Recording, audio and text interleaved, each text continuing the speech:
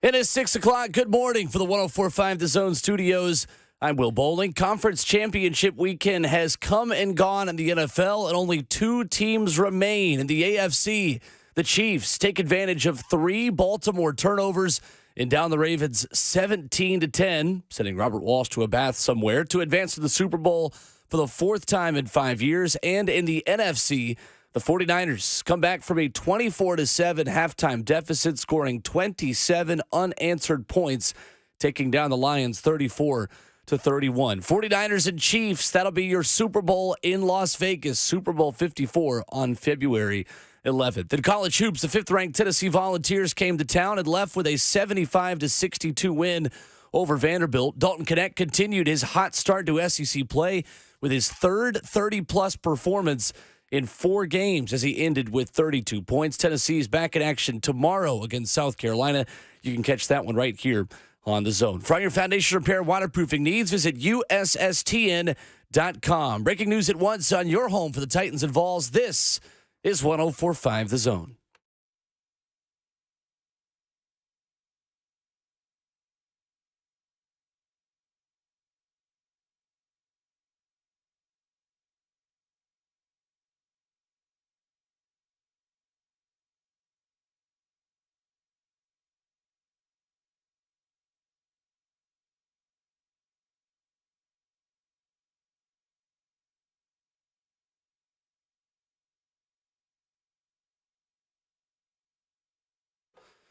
Monday morning and a brand new week begins on RKW. We are brewed up by 8th and Roast, and it's Groundhog Day again. Patrick Mahomes, Taylor Swift, and all their friends will be playing for a Super Bowl in a couple of weeks in Vegas. We react to that with you and continue to talk about the new Titans head coach, Brian Callahan, as he continues his search for an offensive and defensive coordinator. With Ramon Foster, Kayla Anderson, Jackson Williams filling in for Robert Walsh this morning. I'm Will Bowling. 615-737-1045 is the number. Aren't we just thrilled to watch a Taylor Swift Super Bowl? Good morning. Hi, good morning. And then everybody's just like, is this really happening? Like this whole dating thing, and now they're going to the Super Bowl after kind of having some slumps throughout the season. And here we are. She's not going to be performing at it, but she'll be there. She'll be there. Apparently coming back from Japan. Yeah. Yeah, apparently coming back from Japan. Fascinating, man. They probably went midway through the first quarter before they actually showed her yesterday, too. Is that a record? That was a record. I wonder, was there a prop bet on that? It was after the first drive because it was after Travis Kelce's opening drive touchdown. There we go. Mm-hmm. Yeah, I thought they were going to pan to her early in the game, but Baltimore fans probably were throwing up mean gestures or something like that at her. But it's hilarious to watch her fan out throughout the game like a fan, because I'm like, she probably never even watched the Kansas City Chiefs. And then, of course, all her I guess her crew that's with her, her performance crew, I'm like, y'all are the biggest fans I've never seen in my life. You know what I'm saying? But they did what they did. Does this break the color curse of the Super Bowl? It does, logo? yes. That's it right. does? Okay. Thought about that, too. Oh, instead of some purple skies, we get all red this time around, man. A lot of red. A lot of red this time. This is best of the best. I thought Baltimore could pull it off. I'm taking a stand.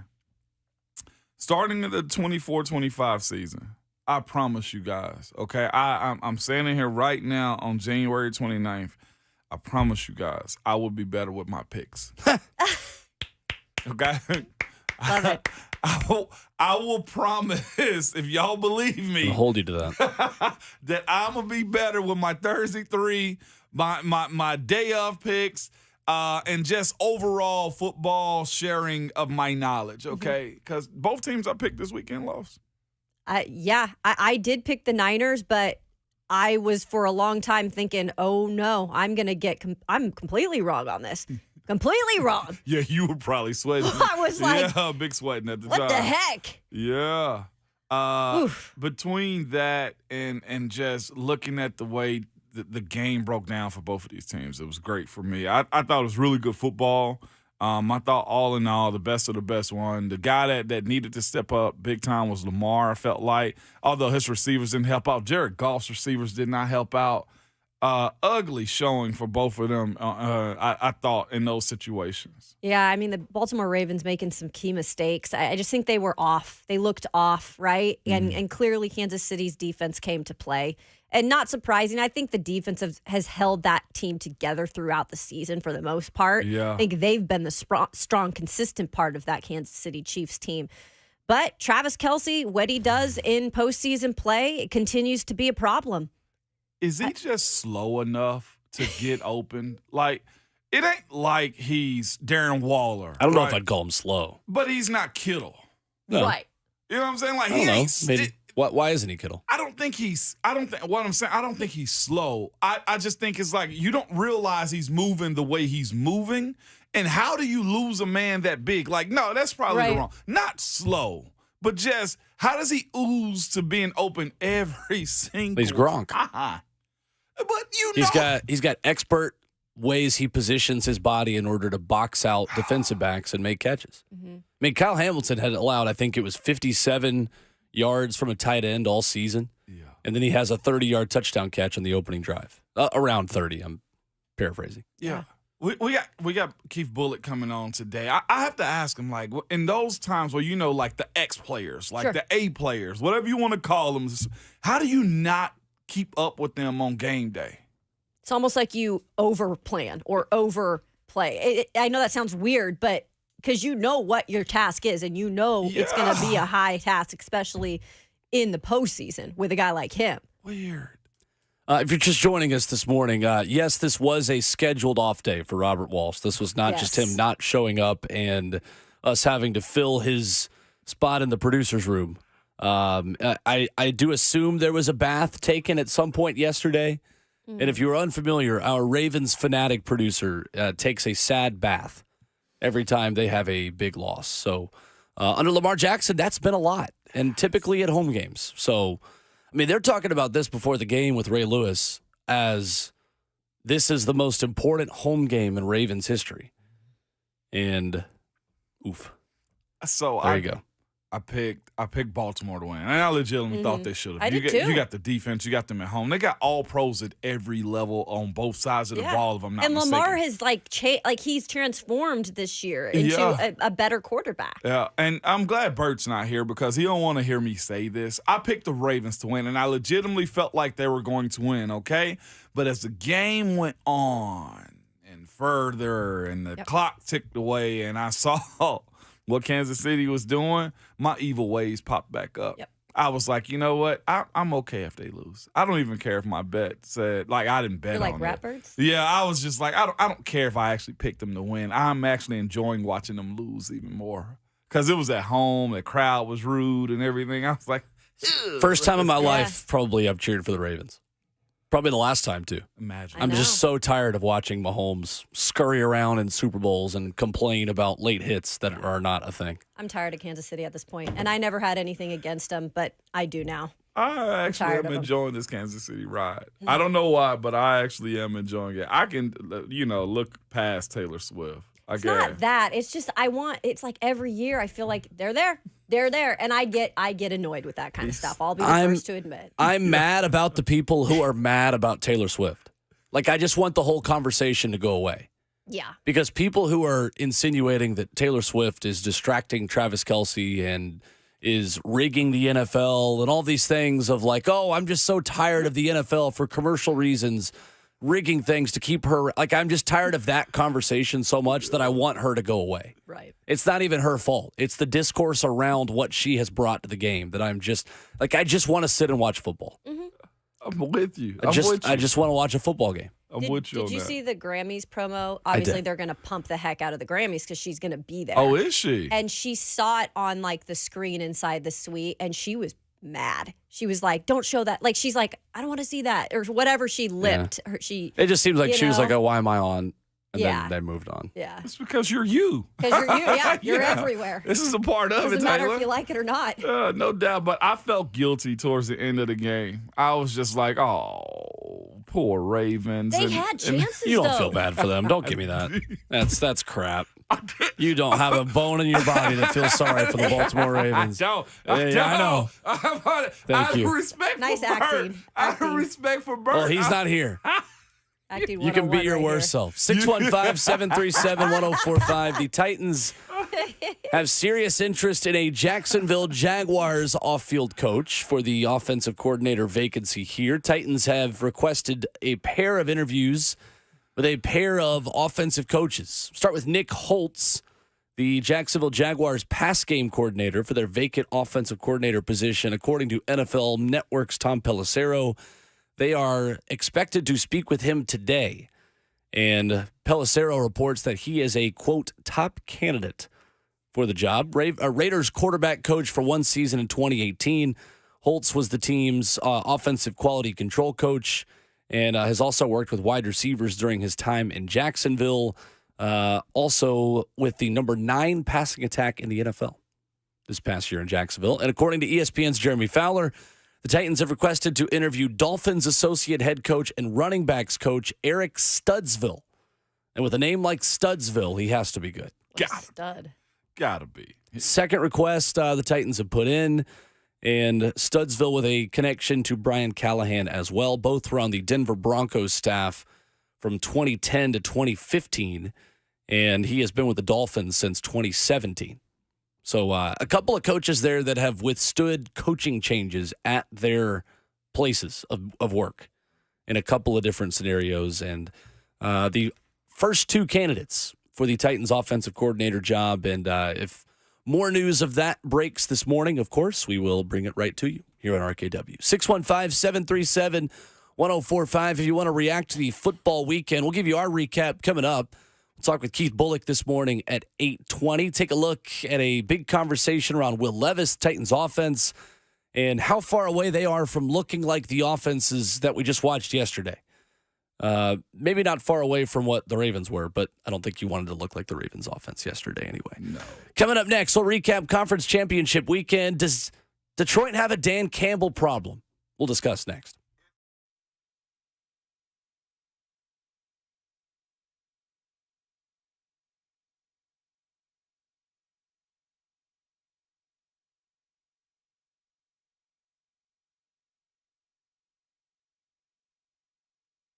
It's Ramon Foss for United Structural Systems. And when it comes to large home repairs, a lot of time we homeowners pretend we don't see the warning signs. We are afraid of what we're going to hear.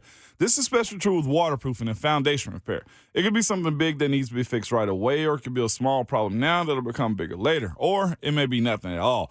Bottom line is we don't know, and we certainly don't want to be sold something we don't need. We need a peace of mind, and United Structural Systems is the company to give you that. They have over 100% satisfied residential customers, and here's how they make that happen. When USS comes out to your house, you're going to get a problem solver who helps you, who provides you with the peace of mind to their customer. That's you, the homeowner. You're not going to get someone who is worried about meeting a sales quota, upselling the next big thing, but someone there to educate you and help you understand what's happening with your home. At USS, the only measure of success is how satisfied the homeowner is and not a closing ratio. Homeowners trust USS, keeping homes dry and stable for over 25 years. USS, serving Middle Tennessee, Southern Kentucky, Western Kentucky, and Northern Alabama. You can reach them online at USSTN.com or call them 615-488-7855.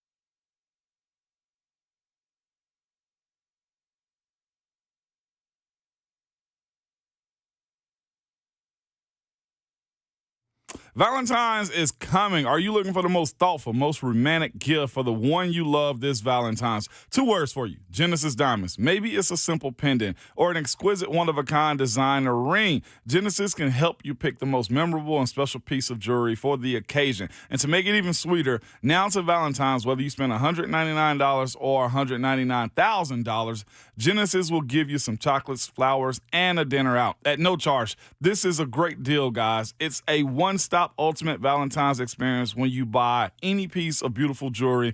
They will get you some beautiful flowers from Janie's Florist, some yummy chocolates, and a gift card for dinner at STK Steakhouse. So stop wasting time.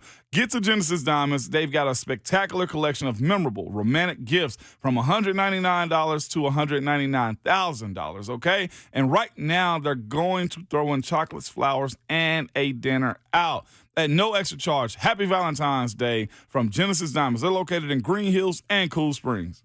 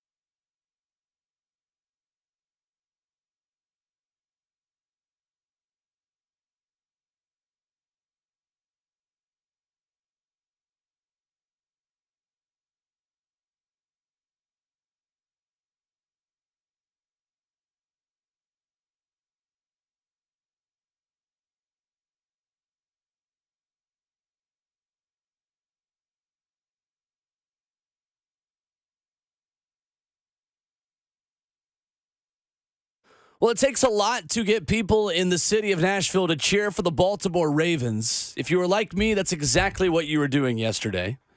It's RKW brewed up by 8th and Rose. 615-737-1045 is our number. We'll start with the AFC Championship game, guys, where Steve Spagnuolo, of all the hot coordinators and young offensive and defensive minds, it's the veteran defensive coordinator who ultimately carries his team to the Super Bowl yesterday. That defense was terrific against Patrick Mahomes in Kansas City. And guys, for all of the heat that Taylor Lewan and others got last week for saying you can still beat Lamar Jackson by plastering your coverage and by keeping him in the pocket, don't let him run, get a lead and force him to throw from inside the pocket. That's how you beat him. Oh, are you kidding me? He's changed. No, that's disrespectful. Yeah, it was exactly right. Yeah, it was. Honestly, great call from the haters. They were right. It was good, and I listened to some pregame stuff here on 104.5 The Zone talking about Lamar speaking on Spagnuolo and the defense and how he blitzes, and one week it may be different than the next week, and how he attacks him, and he did exactly that. They blitzed Lamar from the safeties. They blitzed him from the corners. They blitzed him from middle linebackers. His running backs, to me, didn't do a really good job of securing it. But here's the thing, too. Lamar had times where he could have got outside of the pocket and ran way sooner, and he chose not to. They did a really, really good job on boxing him in and squeezing Lamar out. If you ran him towards the middle, then you got him. You know what I'm saying? Like I felt like he had that RG3 syndrome yesterday. Yeah. The turn to me in Robin Griffin III's career was where he decided to start throwing the ball more. And I felt like, Lamar, your weapons are this. As long as you're getting down, use your legs. I have no problem. And I hate that becomes a bad stereotype for quarterbacks these days. If you're safe about getting down and knowing when to run and how to run, use what you got. That's what got you there in the first place. He had an amazing season this year. He will be the MVP, if I'm not mistaken, with all things that he's done. And that's because of him running, extension of plays, and also he did get better at throwing the football this year. But it wasn't the greatest showing whatsoever. For them to get 4 sacks on him, and not just that, a sack fumble also contributed to that game. And like on his side of it, it just wasn't as good as I thought it should have been yesterday. He could, I thought, ripped them apart. But you got to give a major shout out to Spagnuolo yesterday in the defense that he called. He blitzed from every side, up the middle, both edges. He squeezed them out. And I saw Chris Jones a few times, so you can tell they were disciplined in the rushing. Kelly spoke about how good that defense was. They were disciplined. Chris Jones had actually beat Ronnie Stanley over the side. And you know what he did? He did not go past Ronnie Stanley. He stayed even with Lamar and continued to push Ronnie Stanley into Lamar to squeeze him out. That's what he wanted you to do, was run around him so he can get up. That was a really good disciplined playing by that Kansas City defense. And I know we've talked about them most of the year and how they really have kept Kansas City relevant this year. This hasn't been the greatest offensive year for them, I don't think. Not consistent. Well, from what we've seen from them, that defense showed up, and it squeezed out the MVP of the year at home on the championship weekend. It's hands down the reason why they won the game, right? I mean, even when you felt like the Ravens had a chance to get back in it, and you maybe saw them driving, and you're like, okay, there's a little momentum here, this Kansas City defense would make a play. And I feel like every single player on that field on the defensive side of the ball for the Chiefs yesterday made plays. I mean, they were sound in everything they were doing. Every opportunity they had. I mean, 3 turnovers. Obviously, there was 2 fumbles, 1 interception by Lamar, which awful, throwing into triple coverage towards the end of the game there. I just felt like they made the most of their opportunity, knowing exactly who their opponent was coming into that game. They knew everything about that opponent, what Lamar's weaknesses were, how to bring Lamar's weaknesses back out. I think that's the biggest thing, right? You're right. I mean, we all thought he's been different, and he has. And it's like he turned back into a pumpkin last night. He did. Yeah, couldn't get out of the pocket, and I thought he was way too hesitant to run when there was clearly nothing open. Tony Romo said it too. I thought Tony Romo actually had a pretty good game. He was good yesterday. Felt like he Yeah, was he kind of was. calmed down a little bit, a bit sedated in Baltimore. Kansas City blitzed Lamar Jackson 20 times, posted a pressure rate of 37%, 4 sacks. Ravens were 3 of 11 on third down conversions. Time of possession in favor of the Chiefs, which is not as meaningful of a stat as it maybe used to be with so many offenses that run tempo. But in the NFL, I think it's still significant because you don't have anybody running a Josh Heupel level tempo in the National Football League. Chiefs had the ball for 37-30. Ravens had it for 22-30. It's difficult to do. And on a day where it's just one of those, the Ravens made way too many mistakes that you just can't make in order to win an AFC championship game.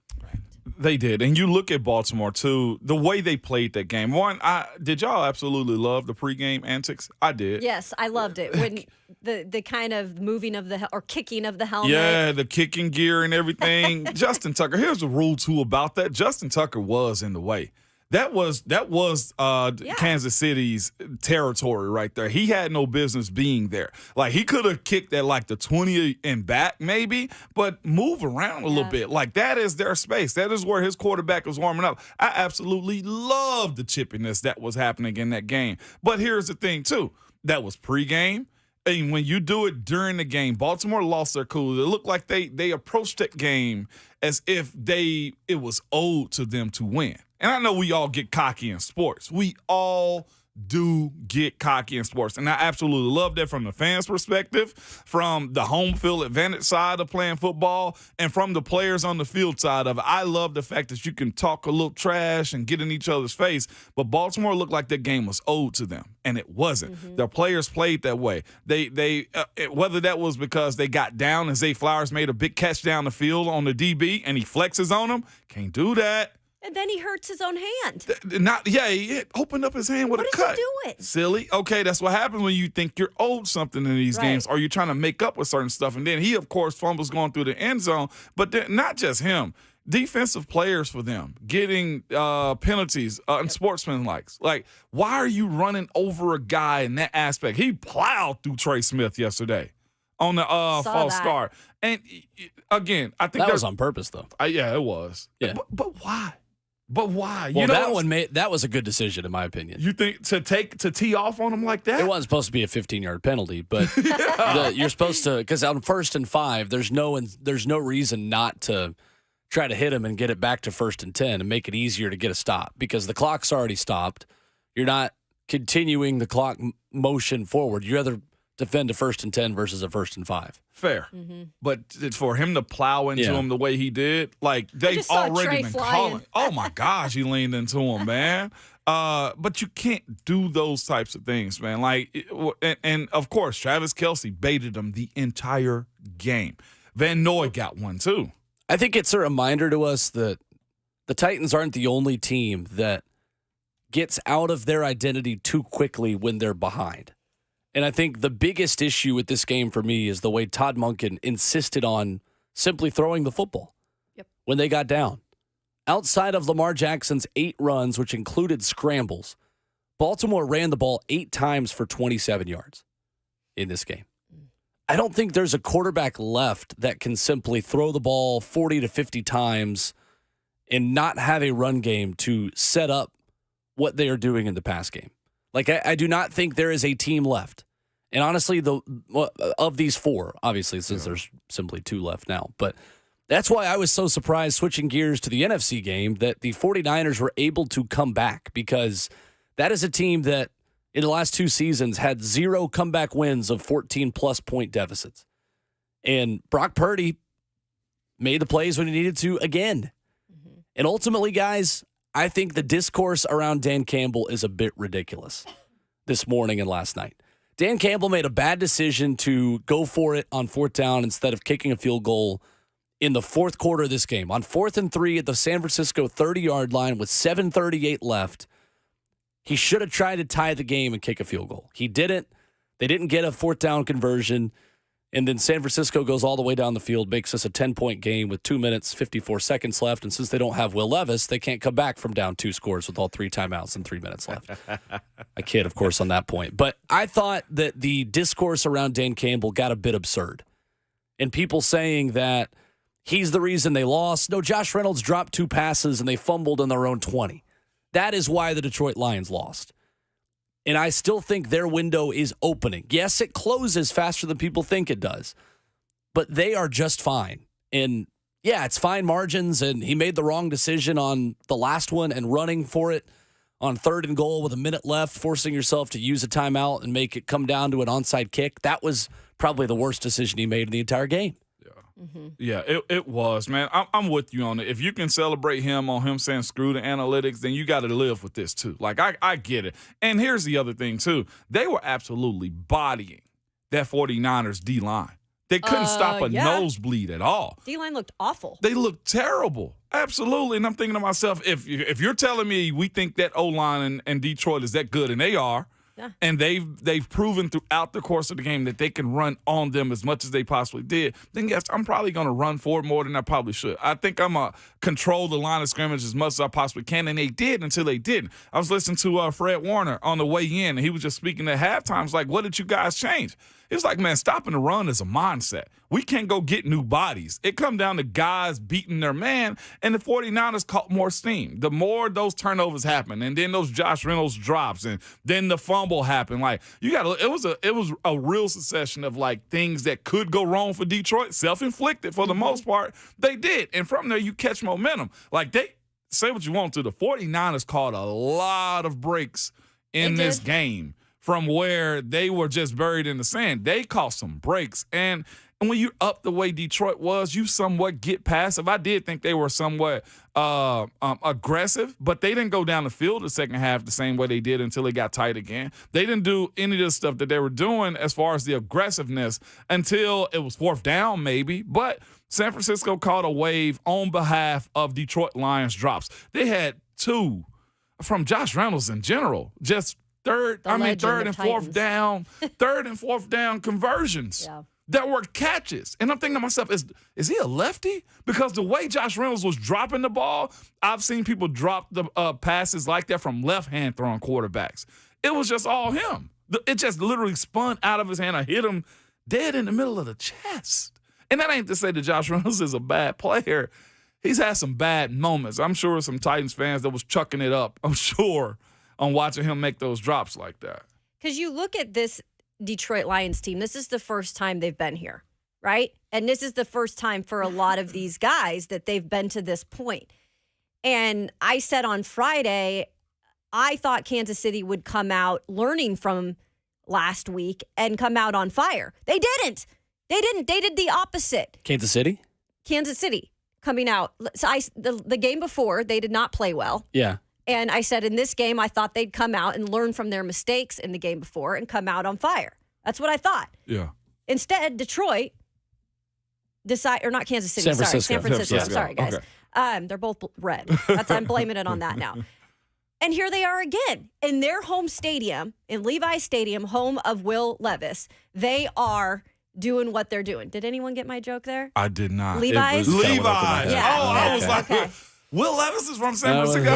Sorry, you lost me on that I one. went over the head of that one. Levi Stadium. Okay, all right. So again, Detroit is just pummeling them, right? And I'm going, my goodness, this is over, like game over. But now you start to see, okay, the minute that Detroit gets a little bit comfortable, they've not been in this position before. The 49ers have been in this position before. They were just last week in a position where they had to come back. And they're able to capitalize on a couple mistakes. And when it comes to Dan Campbell, in the moment, I think a lot of fans had to have been pulling out their hair in the moment. And maybe it's going to take them a little bit of time to realize, okay, let's forgive him a little. He does not deserve to be fired.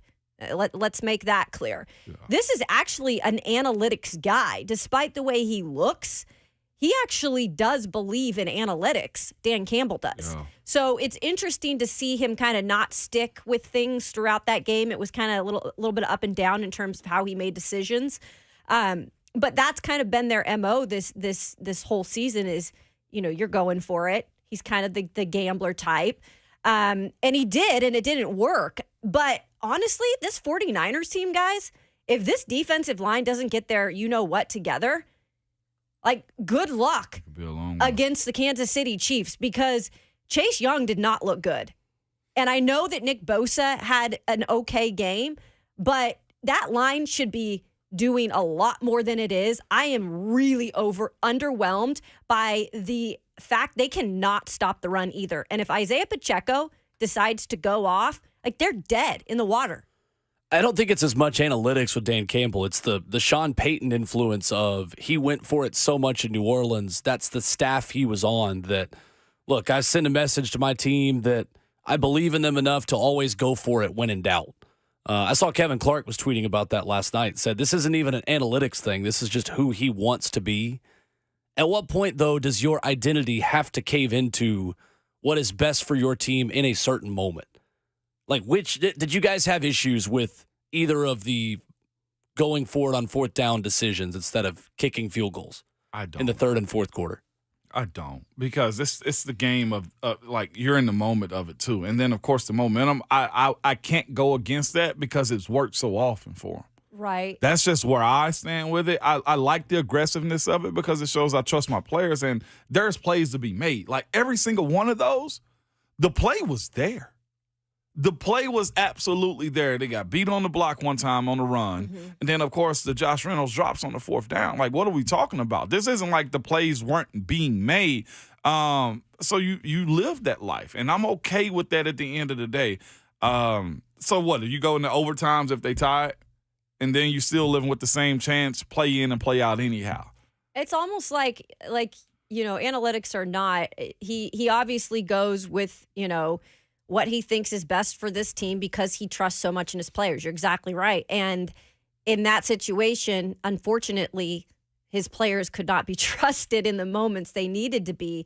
And so I kind of go back on that a little more too, and I don't know if I'm as upset with the decision because of just that's the way they've ran things. And it's worked for the most part. So why wouldn't you think it would work in a game like this?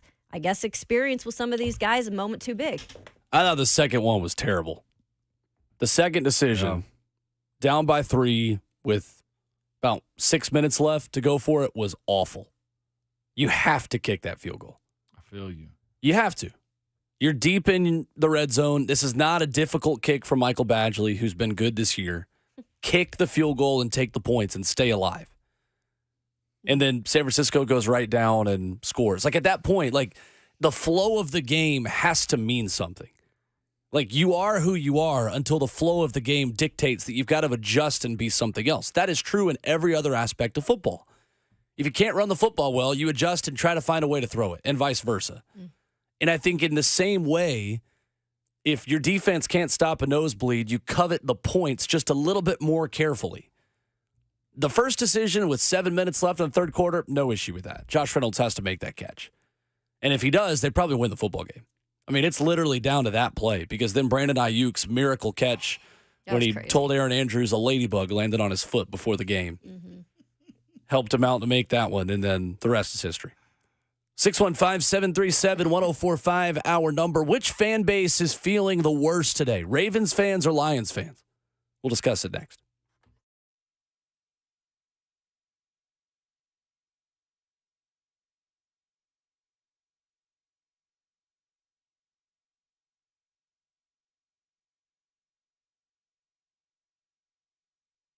It's Ramon Foster, Hiller Plumbing, Heating, Cooling, and Electrical, man. Hiller has been in business since 1990 and is family-owned and operated. And when you're family-owned and operated, customer service is a huge part of what you do. 100% satisfaction is what they live by. And they'll tell you, happy you'll be, the service is free. If a customer isn't pleased with their work performed at their house, they will make it right, okay?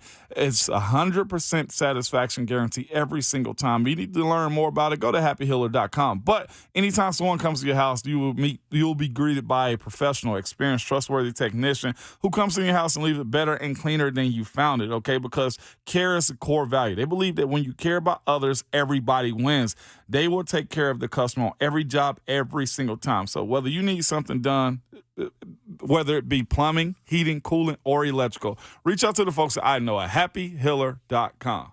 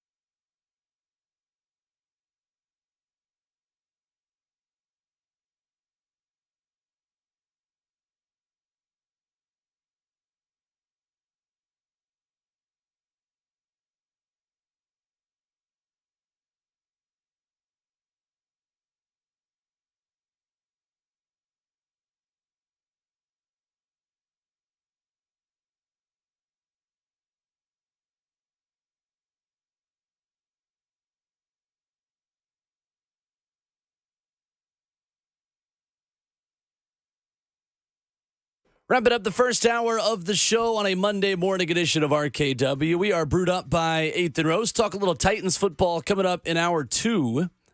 How far away are the Titans from being an offense like the good offenses we watched yesterday?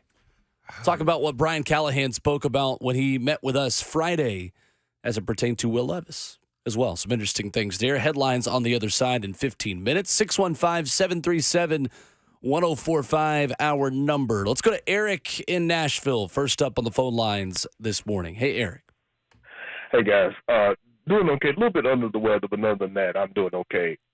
First of all, I just want to say, guys, you did outstanding coverage on the Callahan High with the Titans and just all the coverage this week. The only thing, I'll be honest, guys, I was a little bit disappointed Friday. You didn't give more coverage to both the AFC and the NFC championship game. That was the only thing.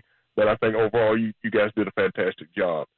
As far as the games yesterday, guys, you're right. The coaching of Andy Reid and Steve Spagnuolo, it seems like the coach circles around John Harbaugh and Todd Monken. I was really surprised Baltimore's game plan. Even though my heart was pulling for Lamar, guys, I was not surprised Kansas City won because my feeling is, my head is, I bet you Kansas City is going to win this game, and it turned out I was right. Now, I didn't think it was going to go the way it did, especially with all the penalties and everything, and I think it was Zay Flowers. He hurt his hand after, I think it's when he tried to get the touchdown. The ball got poked out. Yep. That's when he slammed his hand on the bench and everything, guys. I do feel bad for Lamar. The only person on the Ravens I really don't feel bad for is Jadeveon Clowney. So I'm happy that he's not going to get to win the Super Bowl. So I know that's not hating me.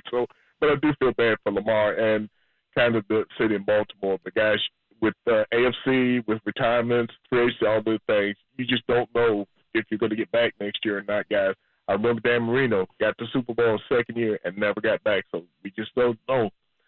As far as the NFC guys go, definitely credit to the 49ers. I know Brock Purdy's taken a lot of criticism, but certainly he used his legs and came back in that second half. I was just stunned with what he did, what they were able to do. And, you know, I respect Dan Campbell and all that stuff. There were a lot of people surprised he didn't go for it right before the half on fourth down.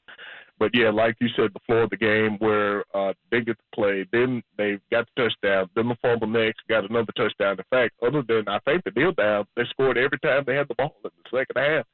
So you got to give them credit, guys. But if you're talking about a fan base, I really feel bad for Detroit.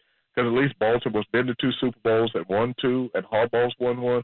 But Detroit, of course, still has never been, and it's just so close and yet so far. And there are a number of Detroit Lions fans who I know have got to be crushed this morning. It's going to be they should hear their reaction about Dan Campbell and his aggressiveness. But again, a little bit easier for them because of the NFC, but still, it's kind of like you got to take advantage of opportunities when you get them. Guys, y'all take care, and we'll talk to you again soon. Thank you, Thanks, Eric. Appreciate the call. We could have just let Eric do the whole show this morning. He was on a roll, and he was under the weather. Damn. Eric said the show was awesome and then wrote down everything we said that was wrong. But I didn't like no coverage of the NFC and AFC championship. Customers always right, That's baby. great. That's great. I'm just going to fall back. Eric, that was big time. I don't know what to react to from what he said. I mean, back again Tuesday morning. He's bringing Just play that on a loop the rest of the show. And we out. We say that with all respect, Eric. Absolutely. I respect the heck out of you, Eric, just so you know. But that was good. All in all, great weekend, great coverage from this weekend, too. I'm fascinated to see how this all unfolds. I forgot Clowney was there, but also Logan Ryan is playing for the 49ers, too, by the way. So there is a former Titan in it. Yeah. I'm just glad we can finally stop doing that. Well, Josh Reynolds has succeeded somewhere else. I know. He hasn't anymore. Yeah, I'm okay with putting that to bed a Mike little Vrabel bit. was right? Question mark. Grow up, man. Andy next, 615-737-1045. Go ahead, Andy. Hey, brown truck headed East Tennessee. It changed the fourth down and not making it changed the entire tempo of the game. It just changed everything. The fans got back in it. It was, I think that was a bonehead move. All the times he did it, so it was horrible. It was. You live by that sword, you die by it. We celebrate them as much as anybody has the entirety of this year with him playing it this aggressive way. So I ain't mad at it. I think he learns from it. Again, I think Eric was right. When it comes down to you making it back, I went my second year, and I never forget I left that field saying, "Oh, I'll be back." So did George Kittle. Hey, And he did make And it back. he he did, know. but you know how hard it is. know. You know what I'm Tough, yeah. saying? Yeah. And that's the thing. I liked what you said. He's got to learn from that. I Yeah. mean, because I'm not saying that they can't get back to that spot. Yeah, they're going to lose some guys and it's not the same team and they're probably going to lose their OC. But when it comes down to it, if Dan Campbell is the coach we think he is and the praise that he's received around the league, he should be able to make another run with his group. And this is what the model we're kind of using right now, even when we've mentioned the Titans, like in how they should model their team. So if that's the case, they better be back in the mix next Yeah, year. for And sure. you're right, Dan Campbell is going to have to make some adjustments to maybe how he's doing things, especially in those types of situations. Which fan base is feeling worse this morning? Lions.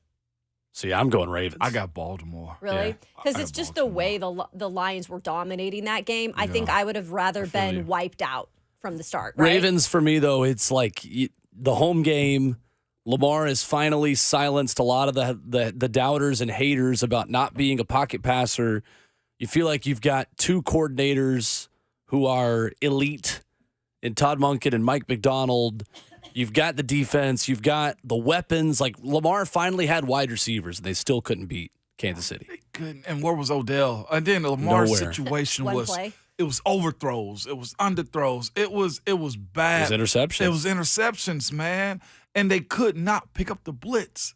They could not pick up the blitz. I think to me is Baltimore on this one. 615-737-1045. We remind you that 1045 The Zone is heading to Vegas to broadcast live for Radio Row. You can tune in as 3HL gets exclusive interviews and talk with tons of special guests that you will not hear anywhere else starting February the 7th. Thanks to Spring Hill Heating and Cooling, all of our great sponsors for sending 3HL to Vegas. Again, I say 3HL to Vegas. Yeah.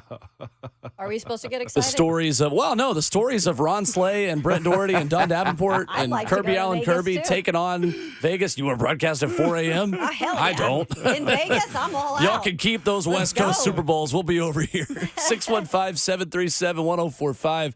More headlines. The Titans coordinator interviews coming up next.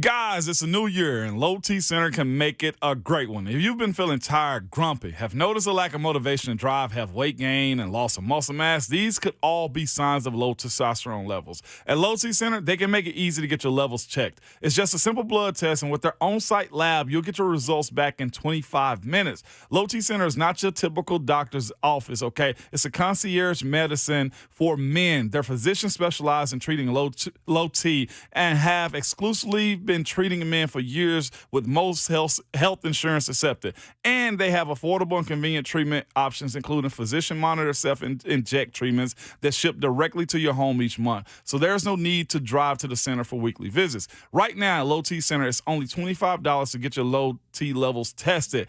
Make your health and quality of life a priority and make it a great year. Go to lowtcenter.com to book your appointment online today. That's lowtcenter.com. Low T Center, reinventing men's healthcare.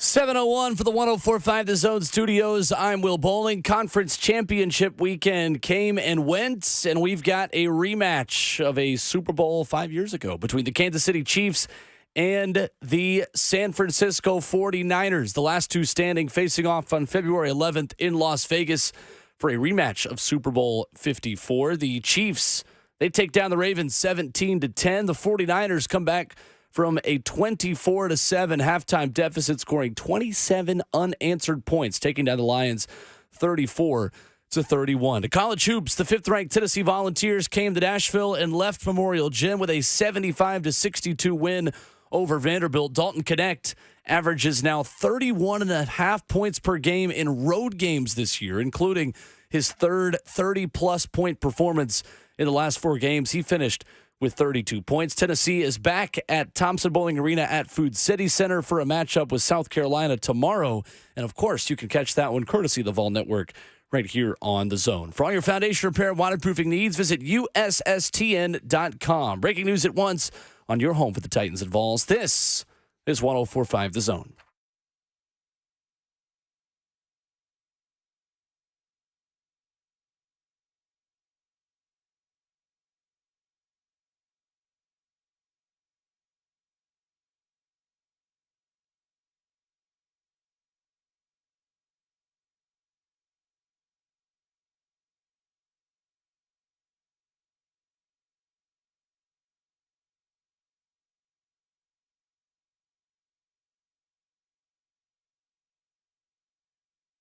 RKW is brewed up by 8th and Roast as we round the corner into hour number 2 to start your Monday morning. Welcome.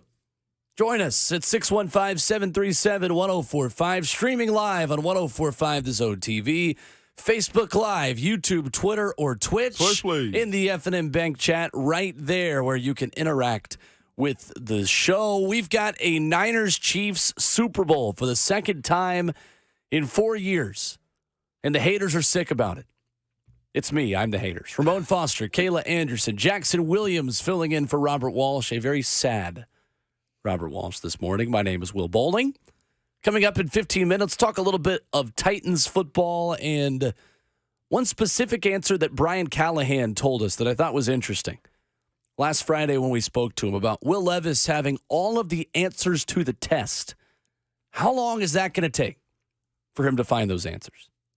We'll talk about that coming up in just a few minutes. How big of a rebuild is needed to rebuild the Titans offense in a way where it can compete with those we were watching over the weekend? And maybe I should exclude Baltimore in that because they did not look like much of a playoff offense over the weekend. No. Did not at all.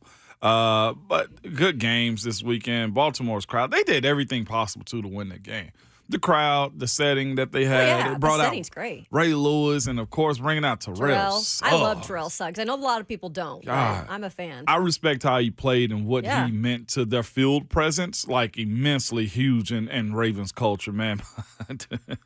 They lost on Sunday.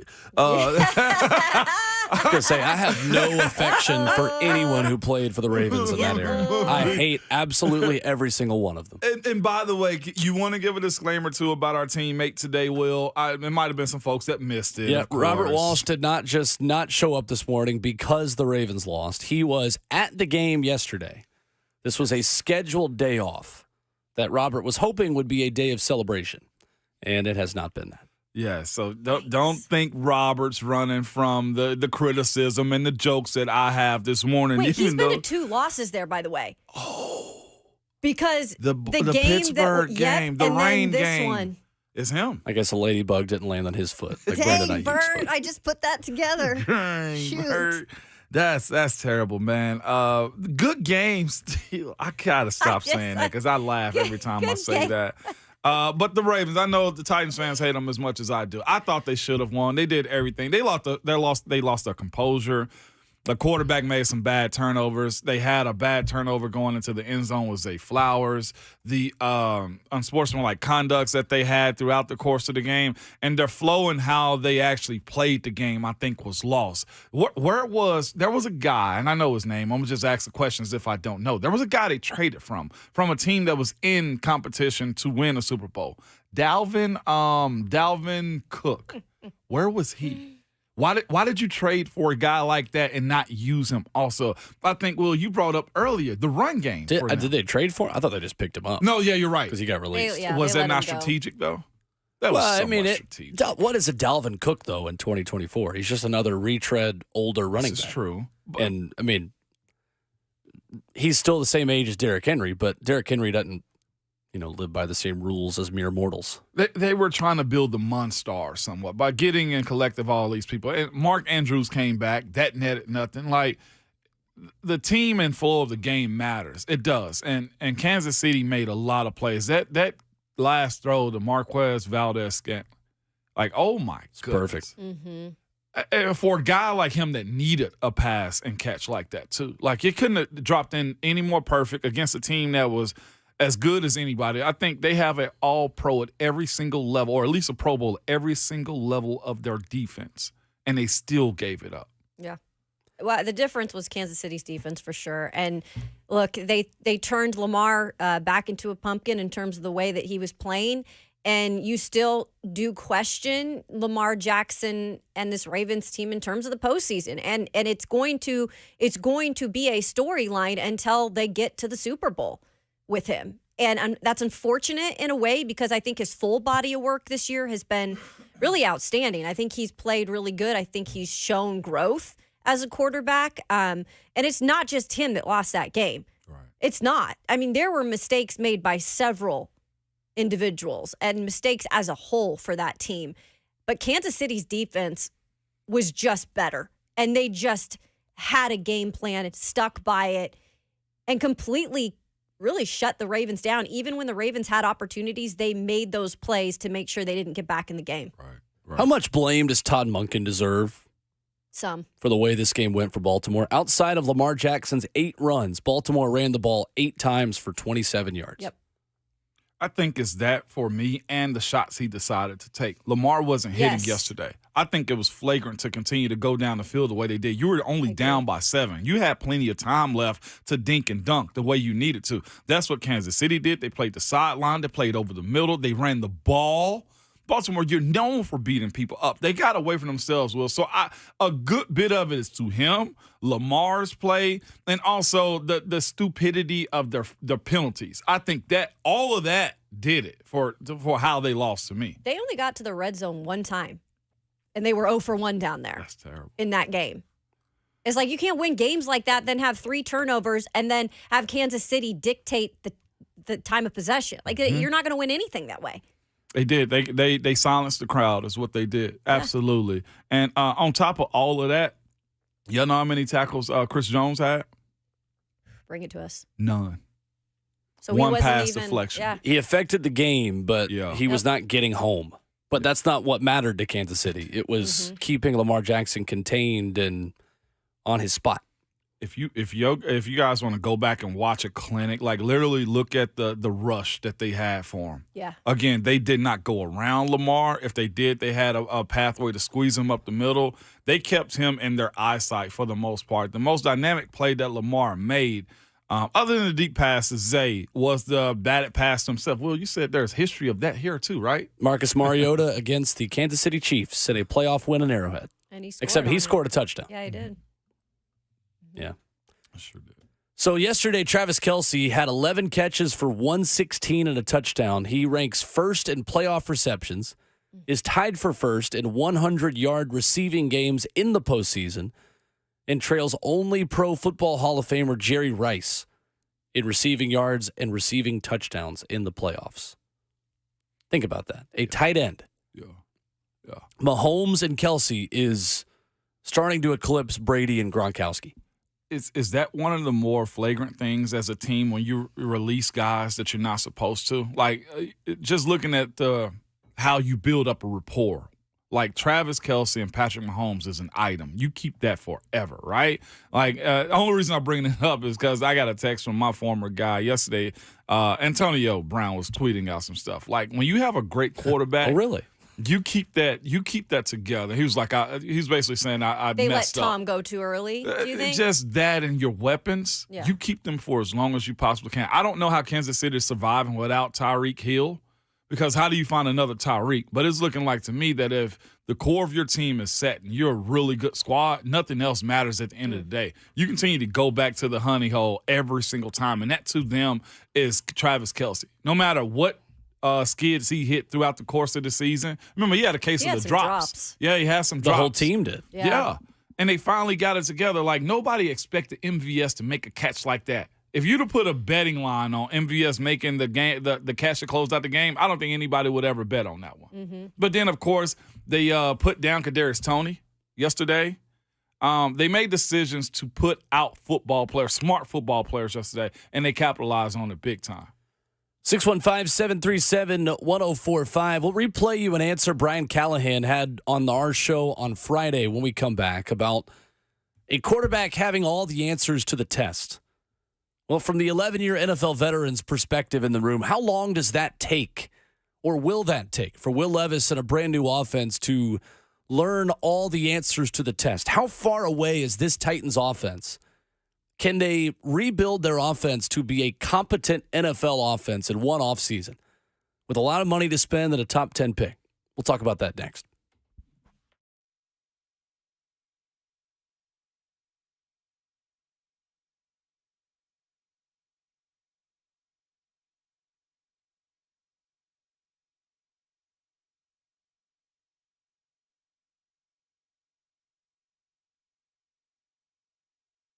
Hey, what's going on? It's Will Bowling. Does your garage door struggle to open or close?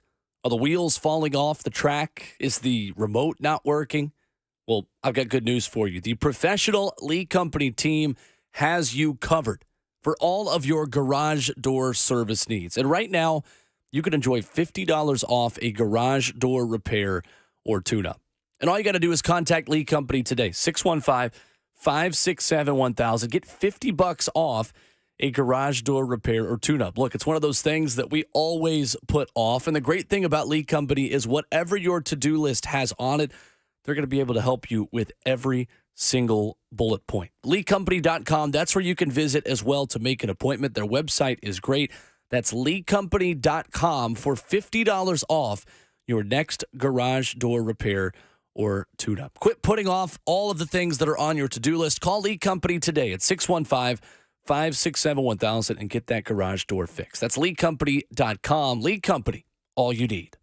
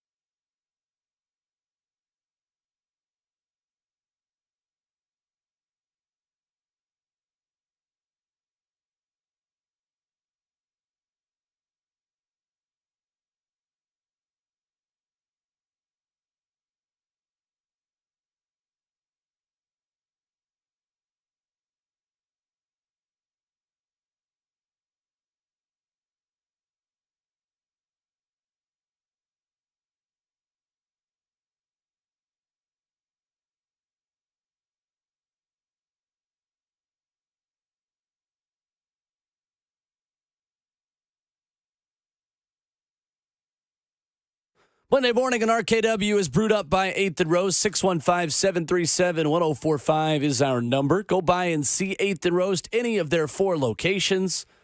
8th Avenue, Charlotte, the airport, or their brand new spot, the Broadview at Vanderbilt. It is bright, shiny, and the coffee is outstanding. As always, whenever you stop by 8th and Roast, I've got plans today to stop by my local supermarket, grab a bag of coffee grounds. Running low. Good.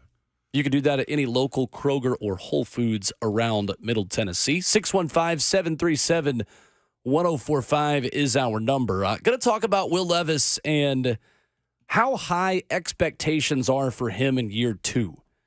Off of something that Brian Callahan told us on Friday when we sat down with him here on the show this time 3 days ago. And if you missed that conversation, you could subscribe to the Ramon, Kayla, and Will podcast. Check that out wherever you download podcasts, right there on the RKW podcast feed. But first we go to the phones where Paul is in Franklin next up this morning. What's up, Paul? Morning, Paul. Good morning. How y'all doing? Good morning. It's great to be alive and be in Tennessee. First of all, I'm going to tell off on myself a little bit. My head's kind of hurting this morning, Big Ragu. I kind of had too much of a good time yesterday, if you know what I'm saying. But you know what happened? Stopped and got me an old sausage and biscuit, cup of coffee, and a BC headache powder. Hey, man, I'm good to go now. Let's get it. Let's go, Paul. Let's go, baby. All right. 2 things I want to hit on right quick is the Tennessee Steals. And I'm talking about Jawan Jennings and Trey Smith. I knew it. I wanted the Titans to draft Jawan Jennings. Jawan Jennings is a baller. And Trey Smith, we know, is a baller, and they went late in the draft. I'm telling you, man, hey, when those balls come out like it, you better get them because they're winners. Last thing I want to say is, look here, I'm a Titans fan. I bleed blue. I ain't got no love for nobody in AFC, much less Kansas City. But I got to say this: you got to give Patrick Mahomes his due, man. That dude is the man. Look here, he went to Buffalo and won, and went to Baltimore and won. And look here, there ain't nothing tougher in sports than going on the road and winning in the NFL. And nobody give that man a chance to go up there and win them 2 games. Nobody did. And he done that. Hey, that dude's a baller, man. Hey, but that's my comment. God bless y'all. Go Balls, go Titans. Here we go, Thank you, Paul. There you go, Appreciate Paul. the call. Paul. Making You some listen here. statements. Yeah. Yeah. But Paul is a king. And you listened up when he said it, too, didn't Sure we? did. Oh, we set up straight. Yeah. I'm glad he brought it up, though. Patrick Mahomes, credit where credit is due. We said he's never gone on the road to the playoffs. What is he going to do? Well, he goes to the Bills. Check. Well, he goes to the Ravens. Check. 2 of the most difficult atmospheres on top of that to play in. Like, hats off. And the other part of it, too, Paul was right. Patrick Mahomes was slated. He was dead man walking going into Buffalo and Baltimore. I'll be honest with you. I thought he was. I heard Savage say this once before, too. It's hard going against him, even though you can pick against him every single time. Yeah. He just shows up every single time, man. So good. Yeah, so good. So Brian Callahan sat down with us on Friday's show and spoke about Will Levis having answers to the test. And we've spoken a lot about the open line of communication between Brian Callahan quarterbacks and Brian Callahan in game. This was the new head coach of the Tennessee Titans with us on Friday about the dynamic between himself and his quarterback that he expects to have in Tennessee. The starting point's always going to be, this is going to be a great experience for Will because he gets a lot of the reps now that he maybe didn't get his first year. He was in competition, and rightfully so. He should have been.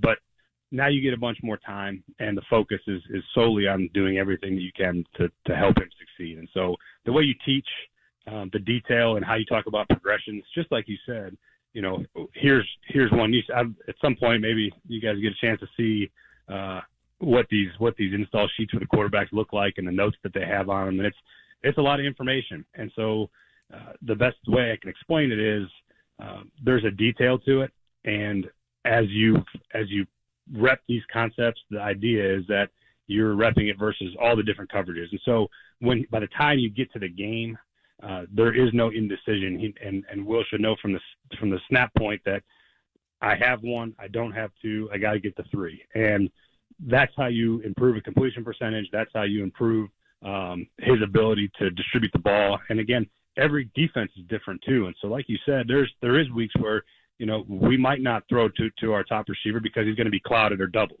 and the guys that got to go win are the tight ends and the backs. And there's a lot of schemes that you face that do things like that. And so as you teach the system, you teach them where the answers are. And our goal is always going to be for the quarterback to have all the answers and all the tools available to him. So as he improves and gets more mastery over our system, now he can make checks. He knows where the ball has to go, and he can do it very quickly. And I think that also helps the pass protection part as well. If you're playing on time and making good decisions, usually tends to help those guys up front as well. Helping the pass protection part of it. That's what's specifically interesting, because the Titans are not going to fix their offensive line troubles in one offseason. We're probably 2 off seasons away at least from the Titans having a competent offensive line. But I want to bring this up from a Kevin Clark piece, ESPN writer who wrote about Brian Callahan in The Ringer and has spoken about how Callahan is as bright of an offensive mind as there is in this league right now. And he says that they use a trick that he took from his time coaching Peyton Manning in Denver, that they have a massive play sheet in a Brian Callahan coached offense that has plan A, B, and C that becomes plan A based on what the defense does in the first quarter and in the first half. And I cannot even stress enough how big of a difference this is going to be for Titans fans, going from an offense that was, we're going to do what we do, and if the time and score isn't in our favor, well, that's going to be tough to adjust. Well, now Brian Callahan says, all right, we go first drive, see the defensive tactics we're up against. All right, this is a Tampa 2 game. We're right on that. Joe, what are your 3 favorites? Bang, bang, bang. And he usually executes them pretty well, Brian Callahan says. Says it's sort of this free-flowing thing. Here's our initial plan. Here are our backup plans. And then asking Joe what he sees, and he'll say, call this. It's going to be wide open. And it usually is. I think the question is, how far is Will Levis from being able to come back to the sideline and say, I want this, it's going to be wide open, and then it will actually be wide open? First thing first with that one, to me, Will, Kayla, listeners, is Will Levis. I'm going to say this respectfully, but it goes a long way. He's going to have to grow up. I'm talking about fast, because that coming to the sideline, being mad and upset and throwing his helmet and needing to calm down, dead it. Because now you have a coach that has a big system. That's essentially what this article said, right, Will? He's got a huge system. And in that system is a lot of communication. In that system, you might mess up. But also in that system, if you treat it the right way, it's all the answers you need. He got to get past the emotions of it. Like Joe Cool is what they call Joe Burrow, right? Or, this guy's got ice in his veins. This guy's real stoic on the side. This guy's real even keel, right? That's what people say. That has to be a huge portion of Will Levis's year 1 and year 2 growth, is growing up. Put your emotions behind you. Not every meal is a feast is what he's going to have to learn, because there's answers incorporated in what Brian Callahan is saying he's offering to his quarterbacks. And the quarterbacks he has had are all saying the exact same thing when it comes down to that. So that has to be number one. And the other side of it, too, is you have to be a smart player, is what you're looking for. Can you think through all the things I'm asking you to do as a pro? That's what is going to have to, Will Levis's life may change. It may be he's a film rat from here on out until he fully grasps what Brian Callahan is asking for him. And if you're the franchise quarterback, that ain't a bad place, because there's a king ransom at the end of it, right? This franchise deserves a quarterback that's their own, that can go on to be a premier guy. And it seems, on the front end of this honeymoon era with Coach Callahan, that he's going to provide that to the guy that's capable of winning and doing that and learning and being disciplined. It's just like one of those situations where the system is hard, right? But as long as you're in the system and learn the system, it's going to work for you. That seems to me what he's promising that is going to happen with Will Levis if he abides by that. And again, my biggest takeaway before we even get more into what does having all the answers mean is he has to grow up. I ain't saying he's immature, but as a pro sometimes and as players, what do they tell you? Quick memory. Quick, you know what I'm saying? Like resets quickly. You got to get past your bad plays. That's what real true pros do. And people who are real students of the game, hey, that's over with. We're moving forward. I love his passion on the sideline. That passion needs to lead to wins and great plays on the field, too. So I would tell him that to his face, like, hey, that what you did last year, I love it. You won your teammates over. We can't do that no more. I think if anybody is the right guy to mold Will Levis moving forward. And again, the staff is just getting started. I mean, we could see a Liam Cohen come here who worked with him in Kentucky. I'm still not going to be out on that yet. Charles London obviously relieved from his duties, so he will not be back. He has, some credit in terms of giving him some credit with Will Levis this year. But Will Levis is somebody who almost has to not completely reset that button, but he's with a new staff now, and this roster is going to have turnover. So in a way, he has to look at this a little bit as a reset, and that might be a good thing, being that he knows he's the guy now moving forward. I like the passion Will Levis plays with. I want Will Levis to be Will Levis when it comes down to it, but he's got to be able to hone it in and know when are the right opportunities to be able to show it, right? And when you step on the field, you really can't. That's the time where you need to just reset and go on to the next play, whether that been a huge play that benefited you or an interception that didn't benefit you. You have to reset immediately. And I think that Brian Callahan, with all the quarterbacks he's worked with, is the right guy for the job to make this happen. But part of it does go on Will Levis. How much is Will Levis needing to put in the work? I think he will put in the work. I remember Colton Dowell, the first week of rookie minicamp, Colton Dowell said, I just sat in this hotel room with Will Levis, and all he did was watch film all day. Like, he just sat there at night watching film. I do believe Will Levis is that type of guy, is that type of quarterback who's going to put in the work. He's going to watch the film because he knows a lot of it is on his shoulders moving forward in terms of how this team goes. So I have a lot of hope. But the reason why it might take a little longer, not necessarily because of him, you guys, but what Will said, this offensive line is 2 years away from being complete. Even in Detroit, when Dan Campbell took over and Jared Goff finally got in a groove, they already had drafted those homegrown linemen, and they had a couple years of experience. This is like they're drafting them this year and next year, and they got to start from anew in a way because that whole line, besides Peter Skronsky, I don't know what it is. It does feel like there's going to have to be probably one more holdover for that reason, right? Like if it's Daniel Brunskill, if it's Jalen Radens at right tackle, I wouldn't be surprised if they try to build on what he gave them at times this past season, at least down the stretch at right tackle. But I think the question for me on Will Levis is he capable of making all the throws that allow you to have a plan A, a plan B, a plan C? Because that's the thing with Joe Burrow. That's the thing with Patrick Mahomes, with the elite quarterbacks. Like, you can put those guys in different scenarios to be successful because they can make every throw. Is Will Levis accurate enough over the middle? Is he accurate enough in the intermediate passing game? I'm not speaking to any of his weaknesses right now. I'm just saying, can he make every type of throw that an elite NFL quarterback can make, aside from the 50-yard bomb, one-on-one coverage to DeAndre Hopkins? He's showcased abilities where he's been terrific at a lot of different kinds of throws. But is his changeup good enough for him to be the starter here long-term? I don't have the answer to that yet. And that's where I think the Titans have hired Brian Callahan to take any personality and make them work. That was one of our criticisms of Mike Vrabel. You've got to have a certain kind of personality in the locker room. You've got to fit a certain DNA of a football team to work for Mike Vrabel. And for all of his shortcomings and for all of their shortcomings together on offense this year, Will Levis and Mike Vrabel, personality-wise, could not have been a better fit. Those two were attracted to one another in terms of the way they spoke to each other. I think Mike Vrabel loved the vocal leadership, loved the emotion on your sleeve style of quarterback.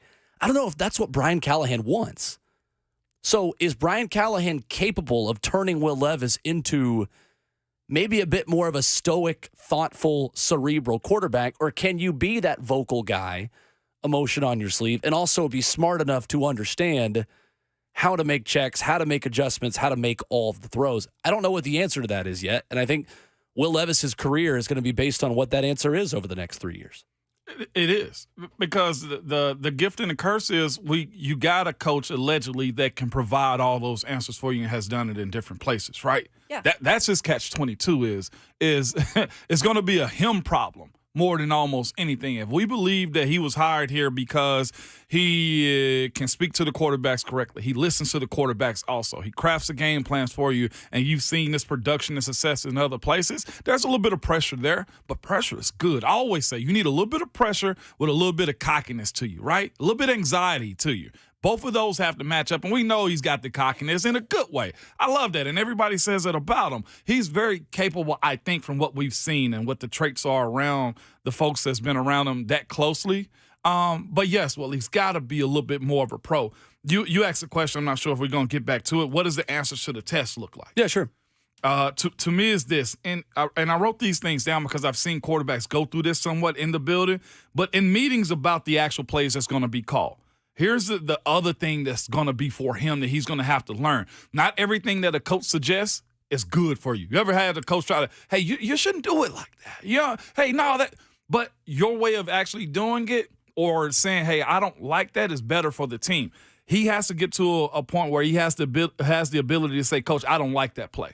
I know it's good for it, but I don't know if I like that play, Coach, in the game. We can do it in practice. You see me do it, but I don't like that play. Fully having options. Look at the quarterbacks this past weekend. Let's go Patrick Mahomes. Let's go Jared Goff, and even Purdy. Lamar's situation a little different, I feel like, this past weekend. But when they had nothing over the middle, those dudes hit the sideline. Like, that's also on Coach Callahan, too, having those options. Where is my outlet? How many times did he go to Isaiah Pacheco yesterday, Patrick Mahomes, right? Or his tight end in the flat. Having those options right there. Simply being smart with the plays that are called his way, too. Big plays, okay, we got our times for those. Small plays, and also simply when to throw it away. Quarterbacks get so finicky, they're like super finicky about that. Sometimes living for the next play is better than you trying to squeeze between three people across the middle, or what we saw from him this past year, right? Throwing across his body in traffic. That ain't smart, Will. You know what I'm saying? Those are the things. Having the answers to the test. Options of playmakers. And I wrote down T. Higgins, Jamar Chase, and Tyler Boyd. Like, that also matters for him. If you're going to tell him, I'm going to give you all the answers to the test, I got to also get you personnel for that. And a couple more right here. This one was the last one. The quarterback history here. Actually being the guy to reset that and what it looks like from the Titans standpoint and fan base, right? Here's a guy that you can groom and grow up to be a Titans quarterback for years to come. Is it a lot of info? Yes, it is. But hearing him say, hey, on this play, I got 1, not 2, and I also got 3. Like, being able to break the huddle up and saying to myself, my protection is here. I'm safe right here. I'm not safe right there. It's a lot to take in. But if I know I don't have 2, I don't have to look across the middle. I'm looking sideline to sideline. Or I'm going to dump off to my running back. Being able to break the huddle and saying to ourselves, we've seen Ryan Tannehill get the ball, fake the Derrick, and then drop back and throw to one option. It was telegraphed against the team that Brian Callahan is coming from. Why did they intercept that ball so much? You didn't have enough options and answers on that play. And that's the one thing that Brian Callahan that always stands out to me is, and he talked about on our show, you listen, right? I listen to my players, especially the quarterbacks. And if they say, hey, I don't like this, fits me better, like, he's adjusted. And he doesn't always go with what that is, but I think it is important for Will Levis to have the confidence in himself this next year where he can have that conversation with Callahan and the staff to be like, this better suits me. We'll see how it plays out. But I think that's, again, one of the characteristics of Callahan that you've got to be loving with working with a young Will Levis moving forward. I ask that to say, if Will Levis doesn't make a step forward, take a step forward, and the Titans find themselves with another top 10 pick, they'll move on. Yeah. Maybe not next year, but like he is not immune from them moving on. Rand Carthon was in the room when he was drafted. Brian Callahan didn't sign off on it. And I don't want to sign the guy's, death certificate before he's even played year 2, right? I'm not insinuating at all that I think that's going to happen, but that is today's NFL, right? Look at Justin Fields in Chicago. It wouldn't be fair to Will Levis, but this is the NFL. Fairness is not in the vocabulary. Like he needs to take a step forward. The pressure's not on him to immediately perform, otherwise someone else is in here. But if you keep giving yourselves top 10 picks, You keep playing the quarterback lottery until you hit, especially with a new head coach. I used to say, no, you got to get your guy and stick with it. In today's game. Not anymore. Not anymore. Right. But they are behind now, and they're having to dig out of a little bit of a hole. You don't want that hole to get too big. 615-737-1045. We'll get to Wendy and Blue on the other side. Your thoughts. How high are the expectations for Will Levis in year 2? We'll get your answers next.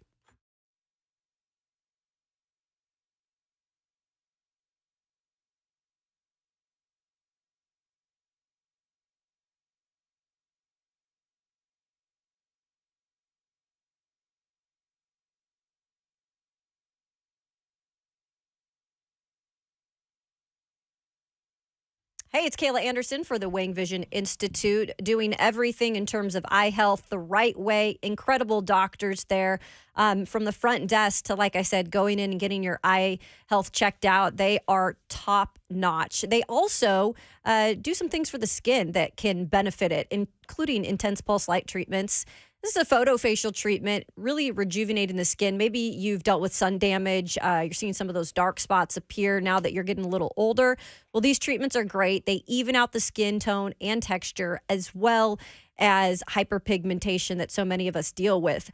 For more information on IPL treatments, it's super simple. You can go to their website, wangvisioninstitute.com today.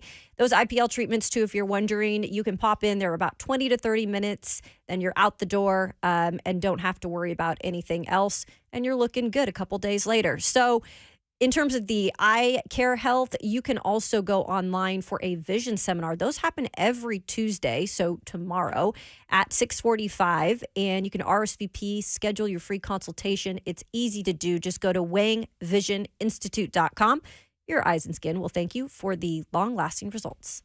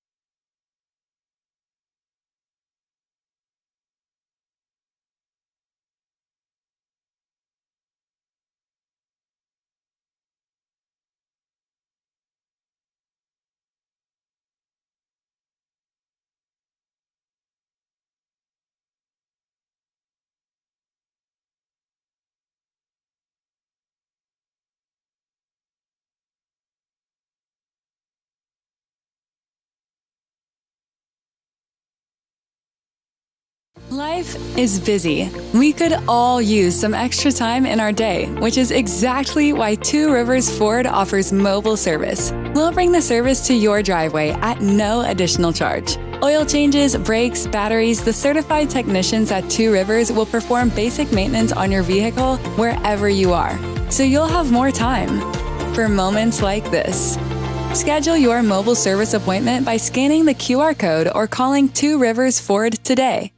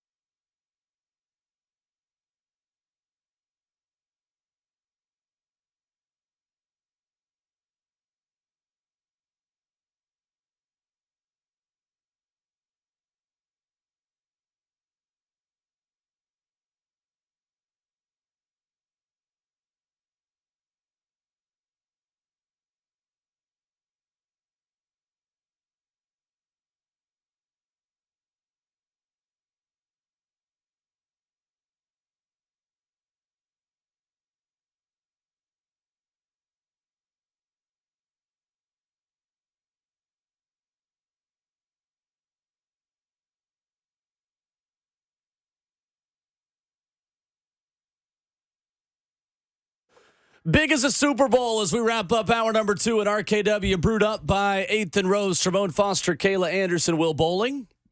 615-737-1045. How much pressure is on Will Levis going into year 2 with his new head coach, brought here specifically to help him? Let's go to the phones. Wendy is in Nashville first up. What's up, Wendy? Morning, Wendy. Well, good morning, everybody. I'm listening and hoping for some positive Titans news this morning. And I feel like Levis isn't necessarily getting a lot of positivity. He's a smart kid. He graduated with a degree in finance. I think he's proven he'll put in the work. Physically imposing quarterback. I think there's a lot to be excited about. I think we said that, though, didn't we, Wendy? That he would put in the work, and I don't think it's negative, the conversation. It's just the reality of the NFL, right? I did. I said he was in the film room the minute that he got here to Nashville with Colton Dowell in his hotel room. You could tell he's a guy that is dedicated to film. I think he's going to be the Titans guy, but I think that not everybody's bought in, and possibly because of where he played quarterback. So I'm hoping everybody will give him a chance, and I feel like certainly with the hosts there being UT fans, I hope everybody gives him a chance.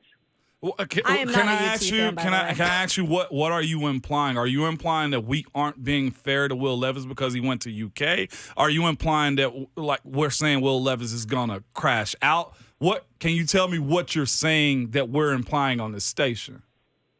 Sometimes I feel like you all miss no opportunity to slam him a little bit. How do we slam him, though? Slam Kentucky. Derrick Henry went to Alabama. We don't slam him for going to Alabama. No, as you've noted before. I just think it's too early to tell, but I'm optimistic that he's going to be the guy. We were big Bud Dupree fans also. He went to Kentucky. Yeah, I don't. We are huge. We're fans of the team, but here's the thing about the NFL. Thank you, Wendy. Wendy, the NFL is a business. Either you do or either you don't. We're me and myself, I'm going to go out. I'm very optimistic about Will Levis. And it's been said before on this show. Will Levis has to also earn everything that he gets. Whether I went to Tennessee or whether I went to Alabama, whether I went to Auburn, whether I went to Louisville, Penn State, Ohio State, us doing this job has no bearing on what school he went to. When you cross those lines, Wendy, you are a pro. Ryan Tannehill going to Texas A&M, that's not a thing either to me, okay? So you can't view what we say and how we joke about the teams that we're playing that week on how we do his job as a professional. We never, not one time, I thought, brought up Will Levis, Tennessee versus UK this year. So I respect you defending Will Levis and saying that, hey, we're Tennessee guys. Yes, I went to the University of Tennessee. I graduated from there. I met my wife there. One of my kids was born in Knoxville, okay? That doesn't change the fact that we can view anybody. We criticize Aaron Brewer. We criticize Peter Skoronski. We talked about all the guys that don't do their job correctly because that's our job. Criticized Trey Smith for having 2 very costly holding penalties yesterday. He went to Tennessee. I think the biggest thing, too, with a quarterback position, it does not matter if he is Will Levis or Brock Purdy or whoever it is or whatever, place they went to school at. I think the biggest thing with a young quarterback is that they're going to get more criticism and more question marks, especially early on in their career, because you just don't know fully who they are yet. So I think it's fair for anybody, and I think you should have a discussion about the weaknesses and positives of Will Levis moving forward because he hasn't proven anything yet, okay? But that shouldn't be a negative. That, if anything, I think is just the reality of the situation. I'm just trying to figure out who called Will Levis dumb. Did anybody? Nobody. I said he has to be smart and grow up. You said he's got to grow up and make a jump from year 1 to year 2. And that's, yeah. That's true of every player that puts on. You played for 11 years. That's everybody. That's One of my everybody. best friends played for Florida. And then there was another I played from Florida. If you think we are slandering Will Levis just because he went to Kentucky, and if you think any of what we just said was even slander, then you are taking the least you're taking the easiest path just to criticize us. That has No bearing. And yes, we doubted him in the draft process, but this ain't the draft process.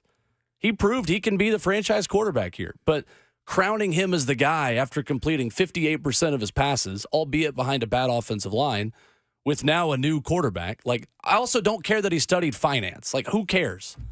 I don't care what anyone studied. Like, finance has nothing to do with who's open or who's not in a NFL football game. I respect, though, you have an opinion. This is what this show is here to do, is to voice your opinion. So we thank you for your opinion. I just think it's fair to say we're being realistic about how we are talking about Will Levis. We don't hate him, and we don't necessarily feel 100% like he can win a Super Bowl right now. But we hope he gets to that point. I think anybody that's covering him and that's a Titans fan would hope that. I'd love to know if that was a relative. Well, someone in the chat says that, Ramon, since you studied communications, you're not as smart as Will Levis because he studied finance. And I think they're actually being serious. Dumbest commenter of the week. It's Monday. It's probably somebody without a college degree saying that. Hour two next. It's probably somebody without a business of their own saying that. Hour three next. What time is it? I just wanted to get you fired up before break. That is by far one of the silliest. 8 a.m. hour next on 104.5 The Zone.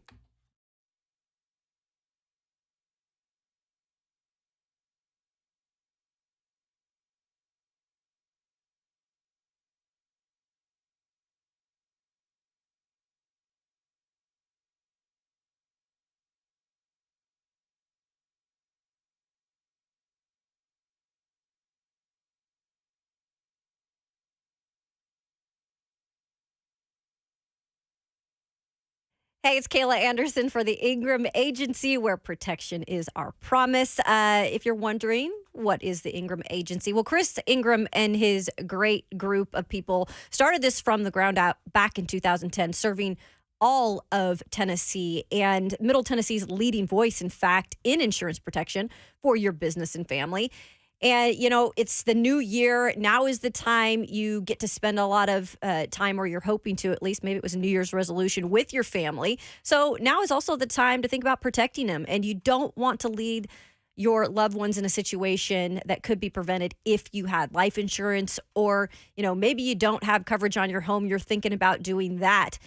They do it all there. Life insurance, home insurance, car insurance. And did you know, by the way, when it comes to life insurance, that about half the households in America don't have any life insurance? Most of them that have it don't have enough. And the Ingram Agency offers complimentary reviews of current life insurance policies and can assist you, in closing any gaps that could lead to financial devastation if something were to happen to somebody you cared about. So look into working with the Ingram Agency, homegrown and home operated, where protection is our promise. It's www.ingramagency.com. That's www.ingramagency.com.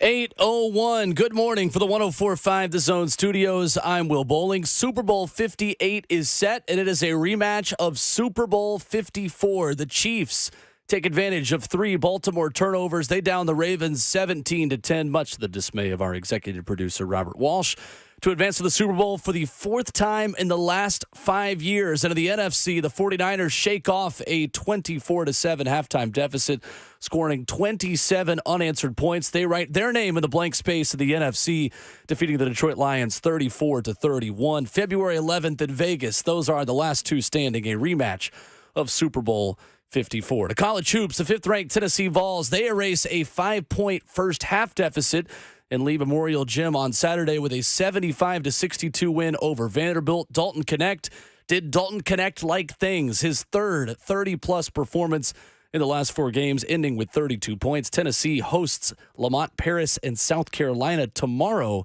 and you can catch that one right here on The Zone, courtesy of the Vol Network. For all your foundation repair and waterproofing needs, visit USSTN.com.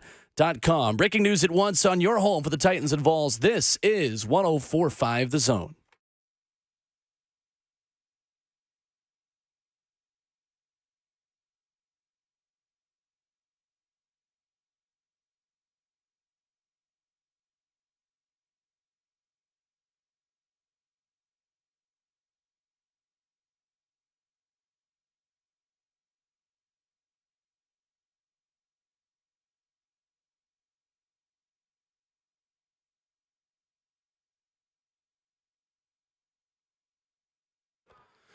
RKW is brewed up by 8th and Roast as we head to hour number 3 and get ready in 13 days for a Taylor Swift Super Bowl. It is going to be a cruel summer for the Baltimore Ravens as they fall short yesterday at home to Kansas City. And for Brock Purdy at halftime, you knew he was trouble when he walked into the second half. Ramon Foster, Kayla Anderson, Jackson Williams, our producer. My name is Will Bowling, giving you all the Taylor Swift puns that Ramon Foster doesn't even know exist. He did not. To begin hour 3. You were like, that did not register. I'm talking about zero idea. I was like, okay, check. Check. I just know who she is. That's it. Have you That's heard it. any of her songs? Other than what's played on like pop radio or in stadiums, nothing. That's a lot of Like that's Shake a lot It of Off. them, And Yeah, I know some it of the is, new but like I ones. couldn't tell you which label and title went to what song. Mm-hmm. Well, once you do, it'll be a love story. I got a feeling that's the song. Yeah, it is. Thank God Usher is going to be performing at halftime. Yeah. Let's go. Nobody is more angry today than Usher, considering he will no longer get the spotlight of his performance. Mm-hmm. To the question of the F&M Bank chat, where, again, you can join a very lively conversation this morning. Facebook Live, YouTube, Twitter, or Twitch. Is Bert okay? We don't know. We have no way of knowing. We have not reached out to Bert. This was a scheduled day off for him. It was, and nobody's reached out to Bert. We just We're going to let him reach out to us first. Like Keith Sweat, Ramon. Yeah. Nobody. Baby. I'm talking about nobody. And that one I have no idea. I know. I knew you would not know the Keith Sweat one. That's right. Everybody got their deficiencies, baby. To the phones, the people want to talk about Will Levis. Maybe you're like Wendy and you think we are just Tennessee haters who just don't want Will. No, I know. Tennessee haters. Okay, yeah. Haters from Tennessee who just don't want the quarterback to succeed. It's not the show I thought we were doing this morning, but Wendy thought That it was was. kind of fun. Let's go to Blue in Nashville next. What's up, Blue? Morning, Blue. Hi, what's up, fam? So I just wanted to first say I think Taylor Swift is going to be out of the country during She that is. Super Bowl doing a concert overseas. Am I right on that? So reportedly she will be back. So Yep. Darren Ravel tweeted yesterday that her show will end around 10 p.m. Tokyo time the night before the Super Bowl. That's 5 a.m. Vegas time, and the flight from Tokyo to Vegas takes 12 hours, meaning she can arrive at 5 p.m. local time the day before the Super Bowl. Oh, that's upsetting. Anyway, so I just wanted to say real quick, so I'm a Kentucky fan. Y'all called in a bunch of times, and me and Ramon have picked at each other. I wanted to say that Liam Cohen, if that was an option to bring to Tennessee, the Tennessee Titans, that's not the guy you want. So real quick, he came to Kentucky for a season, Will Levis's first season. They did okay. They had a good season, especially for in Kentucky standards. They had a good season. The one thing you'll notice about Cohen is when they played Georgia, he threw the ball 19 of the passes that Levis attempted in that game were net negative 25 yards through the air because they were all behind the line screens and just kind of the timid play calling that you really don't want to see when you're trying to upset or be competitive against a good team like Georgia. And then he left Kentucky after one season. The season he was at Kentucky, remember, he came from the Los Angeles Rams. And when he went back to Los Angeles, they won a Super Bowl without him when he left. When he came back to Los Angeles to avenge that Super Bowl season, the Rams went 5-12 under Cohen. And then now we got Cohen back at Kentucky this past season, and he didn't do anything spectacular. We had probably the best quarterback since Will Levis, but probably was supposed to be better than Will Levis. And we definitely were behind the 8 ball this past season. So Cohen has not blown any Kentucky fan socks off. I think he's very timid as a play caller, doesn't really do levels as far as his passing game goes. I don't think he compliments Levis well. I think the best thing we could do for Will Levis is go all out to try to make sure he's got protection and weapons, regardless if he pans out for the Titans. If he doesn't, the next guy in line will have those weapons and that protection to get the best possible footing. Now, lastly, I wanted to kind of defend Wendy a little bit. I remember as a Kentucky fan, I think Tennessee fans, not you guys in general, were very critical of the fact the Titans drafted Levis, especially since Hooker was somebody that was in the draft at that time as well. Yep. But I remember personally a lot of Tennessee fans and, people I know and just saying Will Levis is trash. How could the Titans do that? What a wasted pick. Just threw this guy under the bus. So I think in general, she's probably going off what a lot of other Tennessee fans had written Will Levis off before he even got a stance. I think you guys have done a good job about being pretty, not really judging one way or the other where he came from. So I'll defend Wendy a little bit. But you didn't get that this morning, did you? I did not get that vibe this morning. Thank you. I do wonder, and this is just me trying to be creative, I do wonder how you guys would be talking about somebody if it was like a Hooker, a Hendon Hooker.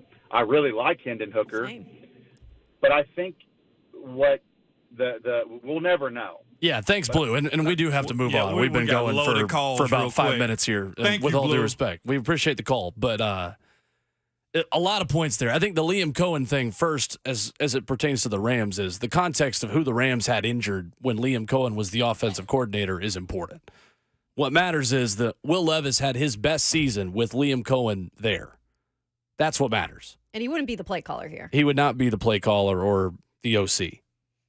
I think he'd probably be the quarterback's coach if he did come here. But is he willing to give up a position of strength in Kentucky to be a quarterback's coach without being an OC?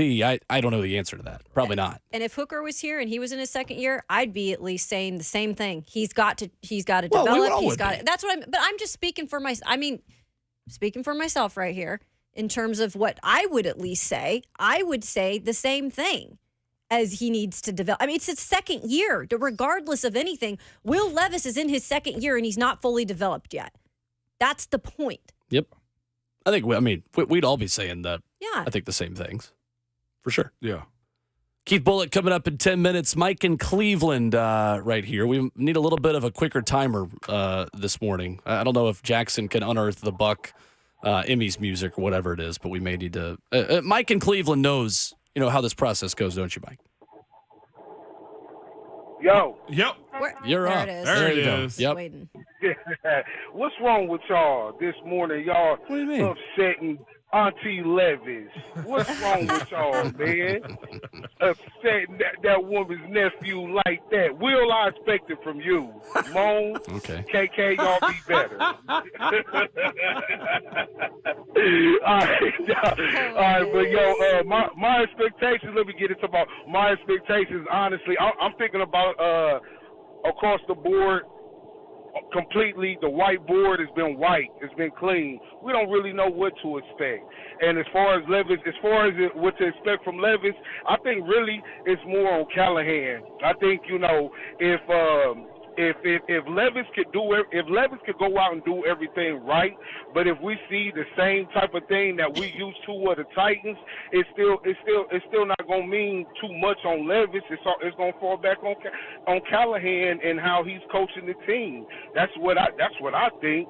I think the best way I can go into this season is to see if our offense has really changed, to see if the offensive line is protecting better, and to also see if we are winning close games. That's what I want to see. We are winning close games. I'm not expecting us to go out and do what the Texans did, like some of my homeboys think. I won't say his name, B, but yeah, that's what I expect. I expect just to see what that offense look like, and to see how Callahan is going, take lead of this whole team, team of his. And lastly, I'm gonna say, Will, for you, just to let you know, I got a new song coming out this Friday. There it is. I'm just kidding, Mike. Go back. Go again, Mike. Go again. I'm just kidding with you. Sneaking that in there, Mike. All right, y'all. Deuces, Mike. Have a good Monday. Deuces, Mike. He I takes love our back and advantage of his forth. opportunity, baby. You got him back and forth. I love that. 615-737-1045. Back to your phone calls coming up at the end of the hour. But when we come back, Bully. Need we say more? Keith Bulluck joins us next.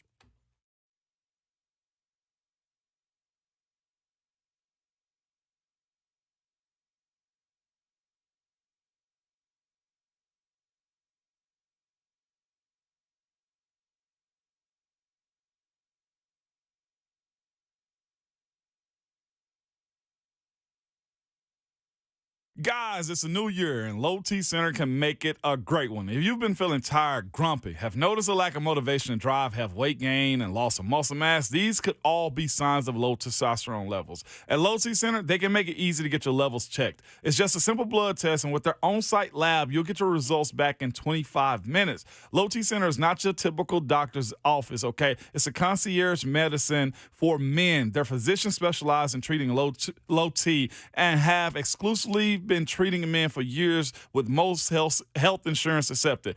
And they have affordable and convenient treatment options, including physician-monitored self-inject treatments that ship directly to your home each month. So there's no need to drive to the center for weekly visits. Right now at Low T Center, it's only $25 to get your low T levels tested. Make your health and quality of life a priority and make it a great year. Go to lowtcenter.com to book your appointment online today. That's lowtcenter.com. Low T Center, reinventing men's healthcare.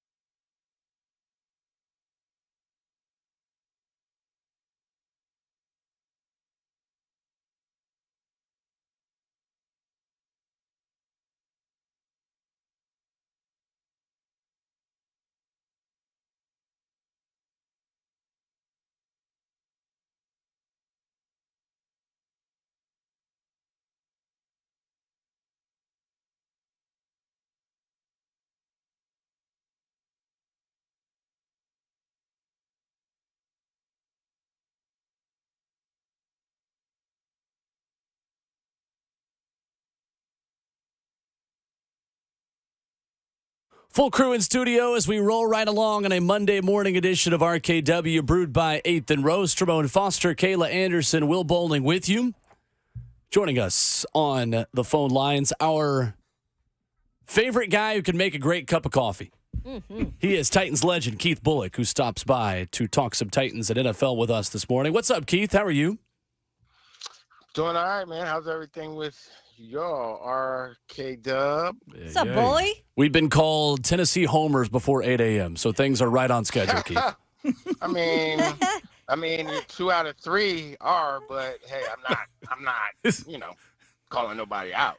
You also say you're a VAA. I was gonna say, is he adopted? I mean, it is what Both it is. are, right? Adopted Both are, ball right? fan. And I'm always gonna hear the other side of the argument before I side with the ball. And Bully, to be real, that's Y'all are fair. hot right now. I can't even front. Y'all are hot right now. Hey, man, you do what you Football, want. baseball, basketball, trifecta. I'm not in women's sports, so that's what's up. You do what you want when you Balls are popping, all Bully. right. You do what you want when you popping. You know how it goes, man. Exactly. Keith Bulluck with us this morning on Remote Kayla and Will. Keith, your first impression of Brian Callahan. What did you like about the hire and what he has had to say and talking with the media, talking to us, and making his tour on Thursday and Friday last week? I feel like he's saying all the right things. Actually, I'm just happy for him, I guess, more so as a person, because I can hear in the interviews that I have heard, how elated he is, how happy he is to be here. You know what I'm saying? And he's been in football and around football for a long time. I actually played against one of his dad's Oakland Raiders teams, an AFC championship game. So I'm sure he was there. So, I think his experience that he has probably goes a little overlooked, but I don't know much about him. I think him not calling plays isn't a big deal. I think, being able to sit back and kind of get a feel of how to go about it. Oh, I wouldn't have done that, or I would have done this, or, and then to actually have to get out there and do it. I think that's going to be cool and interesting, because most guys that have, McVay and Andy Reid, those are 2 coaches that have kind of done all right, that didn't call plays before they were a head coach. So I think those are all the different takes, and I just like the way that, his quarterbacks have played under him, like especially that kid Browning from Cincinnati this year. He was killing it. So, if that's any indication of how he communicates and is able to teach and get through to his quarterbacks, that's a good thing. Although he will be the head coach, not the quarterback coach, but it's still all positive. Bully, why do you think it's always if something is one way, meaning having a defensive head coach, you go the opposite way? Do you think there's any context behind that, and not necessarily that they made this because they wanted to go offense? Why do you think it's perceived to go the opposite direction? I just think because it seems as if they've been going defense the last few head coaches, and I think maybe it's just playing to, a smart move by the organization, playing to what they've kind of been hearing the fan base wanting. You know what I mean? Obviously, you got the stadium coming, you haven't been playing well. There's a lot of things that are, not shining positive from the fan base towards the Titans. So I think as you go in a different direction, do something that the fan base kind of can get behind. Will Levis is obviously a bright young talent, and you get somebody that can cultivate that talent. I don't know that a defensive coach necessarily couldn't, because Jeff Fisher was deemed a defensive coach, and we had Mike Heimendinger, and we also had Norm Chow, they both did a good job as, offensive-minded coaches that really didn't necessarily want to be head coaches in the NFL, whereas these days most guys do want to be head coaches. Bully, if you've ever gone through a head coaching change, man, for the guys inside the building, what is that transition like? I didn't ever have to deal with that. I changed position coach numerous times, but does the entire building change either through your experience or through talking to other guys? Talking through other guys. My only experience is just me going to another team, so that's a individual experience. But talking to other guys where they've had a whole coaching change, they don't know what to expect. I think the veterans, great example, man. When Tom Coughlin went to the New York Giants, you had guys like Michael Strahan who had already been there. They know the Giant way. And you hear things about Coach Coughlin, how he's, a stickler, 5 minutes early to a 7:30 meeting. If you're there at 7:30, you're late. Like all these different things that you might not be with, you have to adjust. But I know that Stray, he, as a pro, went and spoke with Coach Coughlin, you know what I'm saying? And, they had a conversation to where, Stray could go down and kind of bring the word from the new head coach to the guys in the locker room and be like, yo, this is, so it kind of depends on, I guess, your locker room leadership as well as the type of head coach that you bring into the building. Keith Bulluck joining us now on Ramon, Kayla, and Will. Bully, what's the biggest challenge for Brian Callahan coming in year one? And what do you feel like the expectations will be? His biggest challenge is to get his team to believe in him and have his back. You got to be a leader of men. You can't just get a head coaching job and then you jump out there like Urban Meyer and just get on some BS. And I use Urban Meyer because it seems as if his team wasn't behind him when he went to Jacksonville right away. And we've had other examples and seen that. I just think that's the most recent type of situation. You got to be able to, convince your team that you are the guy for the job. It's one thing to, be a position coach or a coordinator, but when you have to stand in front of grown men that go home to families and stuff like that, of course there's some young men in there, but everyone deems and looks to have a respect for their coach. So I think that's first and foremost. Then how important is it as well to make sure you're really getting a variety in terms of your coaching staff? Like, it's one thing to go on your tree and get the guys and maybe you've had, connections with along the way, your buddies per se, but also get in some guys that have experience or gals that have experience and might not be directly related to you. Is there a happy medium in terms of putting together your staff? Yeah, absolutely. I think, that's a great question. I know that's what I feel that's what Brian Callahan's going to have to do in order to have success. Like, now I'm in the business world and I got a project going on and it's like, I don't know how to do this, but I know how to put the team together to get this job done. It's knowing what you do best. You understand what I'm saying? So, what you do best, you get someone else that does something well, and then you take suggestions from there and you build the team.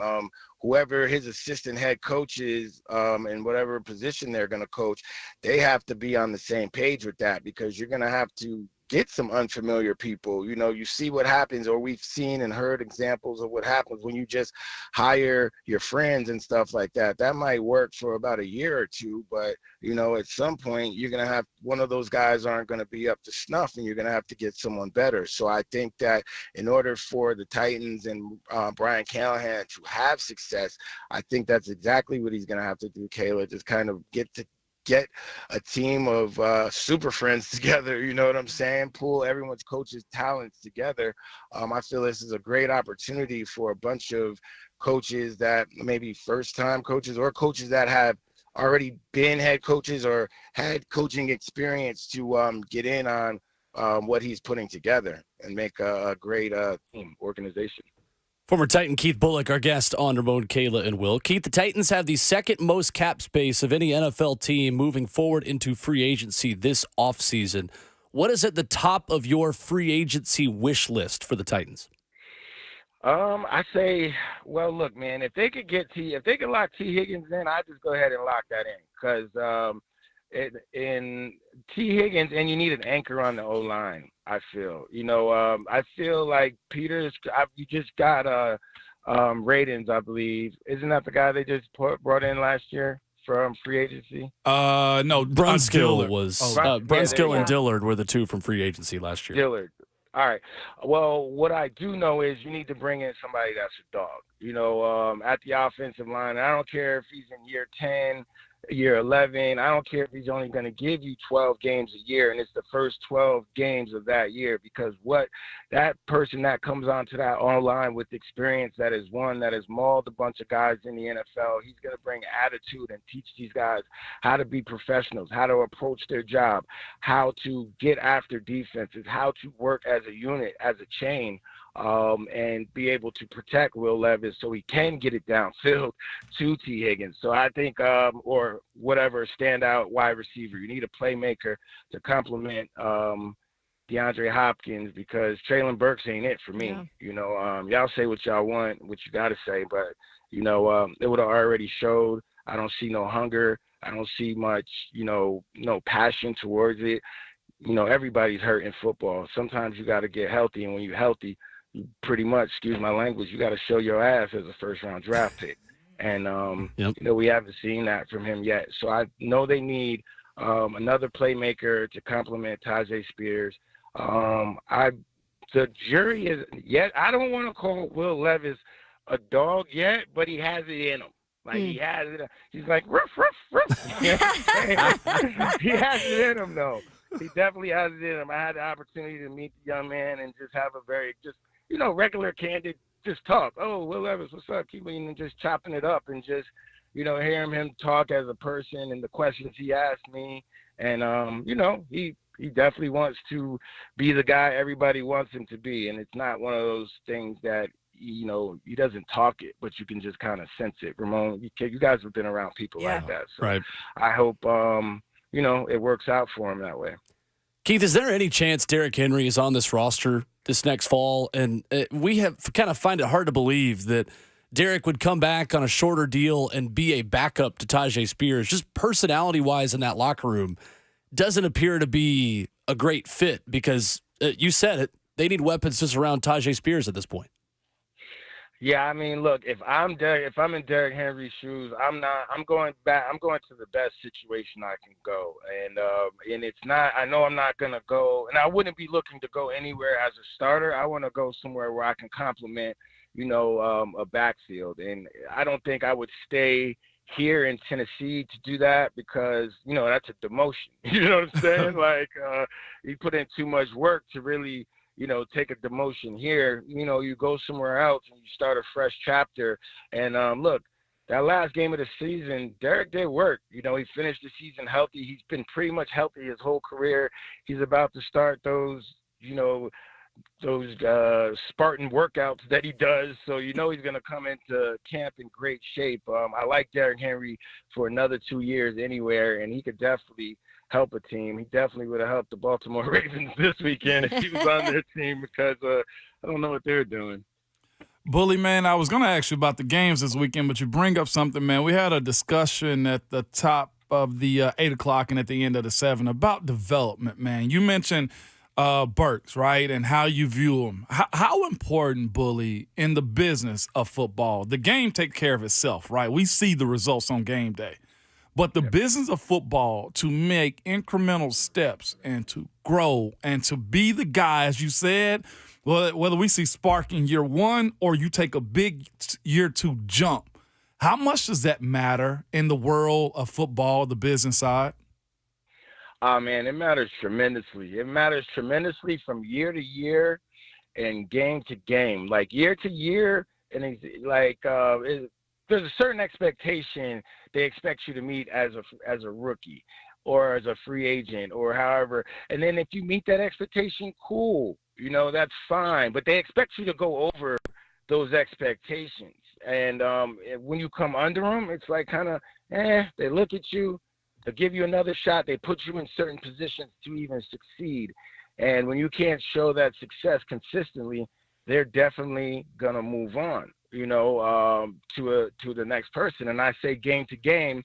I remember during my playing days, a friend of mine played for the Texans, a guard, Casey Studdard, and he had to go in, substitute for somebody. And I killed him because he wasn't prepared. He had to come in. But then we played in the next game, and he was a lot better that next game because he was able to prepare. So it's like a game-to-game thing, because if you're a backup, yeah, you can go in and, not play well against a tough competitor the first time, But best believe when you have a whole week to prepare and a game plan and the coach spends time with you and tells you specifically what to do, you need to be able to go out there and do it. Do it. You know what I'm saying? Even if it is a tough matchup. And, that goes undervalued and overlooked a lot in the NFL and a lot by players. I feel players get in the comfort zone because, they have to play because they're next man up. And the third string isn't better than them. And, it might be someone might be on their last not coming back and they just get complacent.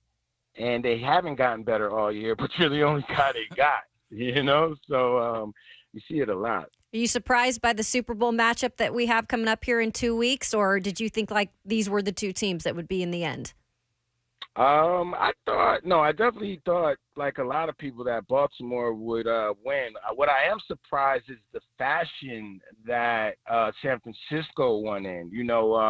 I call Christian McCaffrey Weapon X because he's a matchup problem for just about any position on the field. But Brock Purdy showed up, man. He showed up in ways Lamar Jackson should have showed up yesterday by using his legs to move the chains, being active in the pocket, and, making plays downfield. So definitely happy for Kyle Shanahan and the 49ers. Obviously the Detroit Lions played a great game. They just, Dan Campbell, man. Sometimes you got to take the points, bro. You know what I'm saying? Hey, but no, he fell on the sword. He's like, man, I've been going out like this all year. I'm not going to stop now, but come on, man.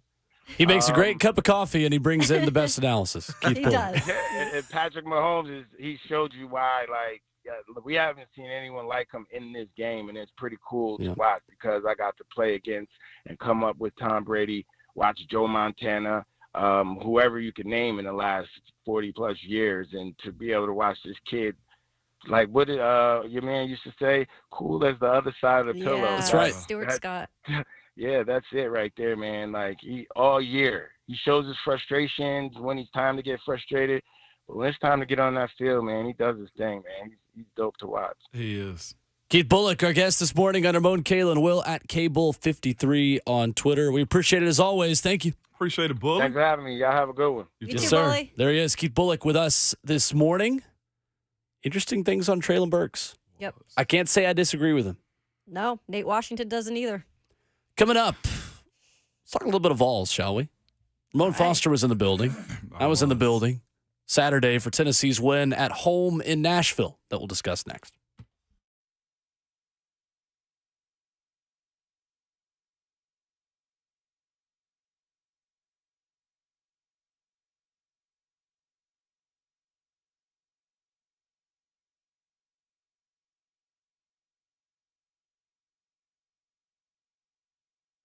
Hey, it's Kayla Anderson with QC Kinetics, and you can make the decision right now to get lasting relief from that awful joint pain for 2024. Don't go another year compromising because of the pain in your knees, your back, your shoulder. Call QC Kinetics.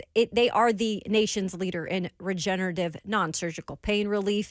And if you didn't know, well, your body actually has what it needs to restore and repair that damaged tissue. And QC Kinetics can make that happen with no drugs, no surgery, and no downtime. So the future of pain treatments has arrived, and QC Kinetics has tens and thousands of satisfied patients all over America, people feeling that back pain, that hip pain, and really any pain associated with arthritis or maybe an old injury. This is not a Band-Aid. It's a revolutionary treatment that can get you moving again, get your life back. And listen, it's not surgical. So get a free consultation on the calendar today by simply calling QC Kinetics at 615-249-4024. That's QC Kinetics at 615-249-4024.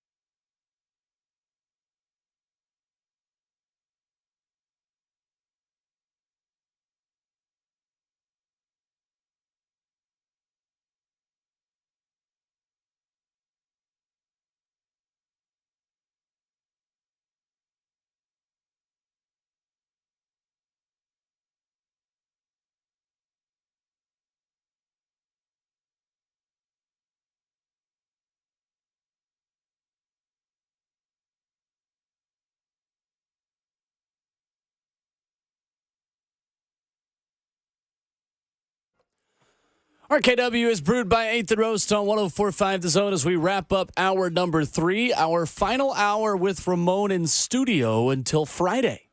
Final segment with Ramon in studio until Friday. He is blazing a trail with one Coach Dave McGinnis in 15 minutes for Mobile, Alabama. But he'll be on the show. I will be here. You will be on the show. Not Not in studio. Absolutely, just not in the studio. Yeah, the job got to get done, right? And I'll be trying to provide you guys as much as I possibly can about what I see from the prospects down there and who's the buzzing. There's some people names that are gonna ascend this time of the year, always do.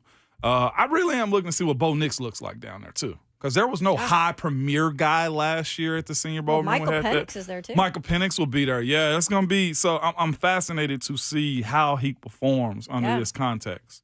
So I think Bo Nix is probably the only first-round quarterback who's there. Yeah. You think Bo Nix over Penix? Oh, yeah. I do. I've seen Penix third round.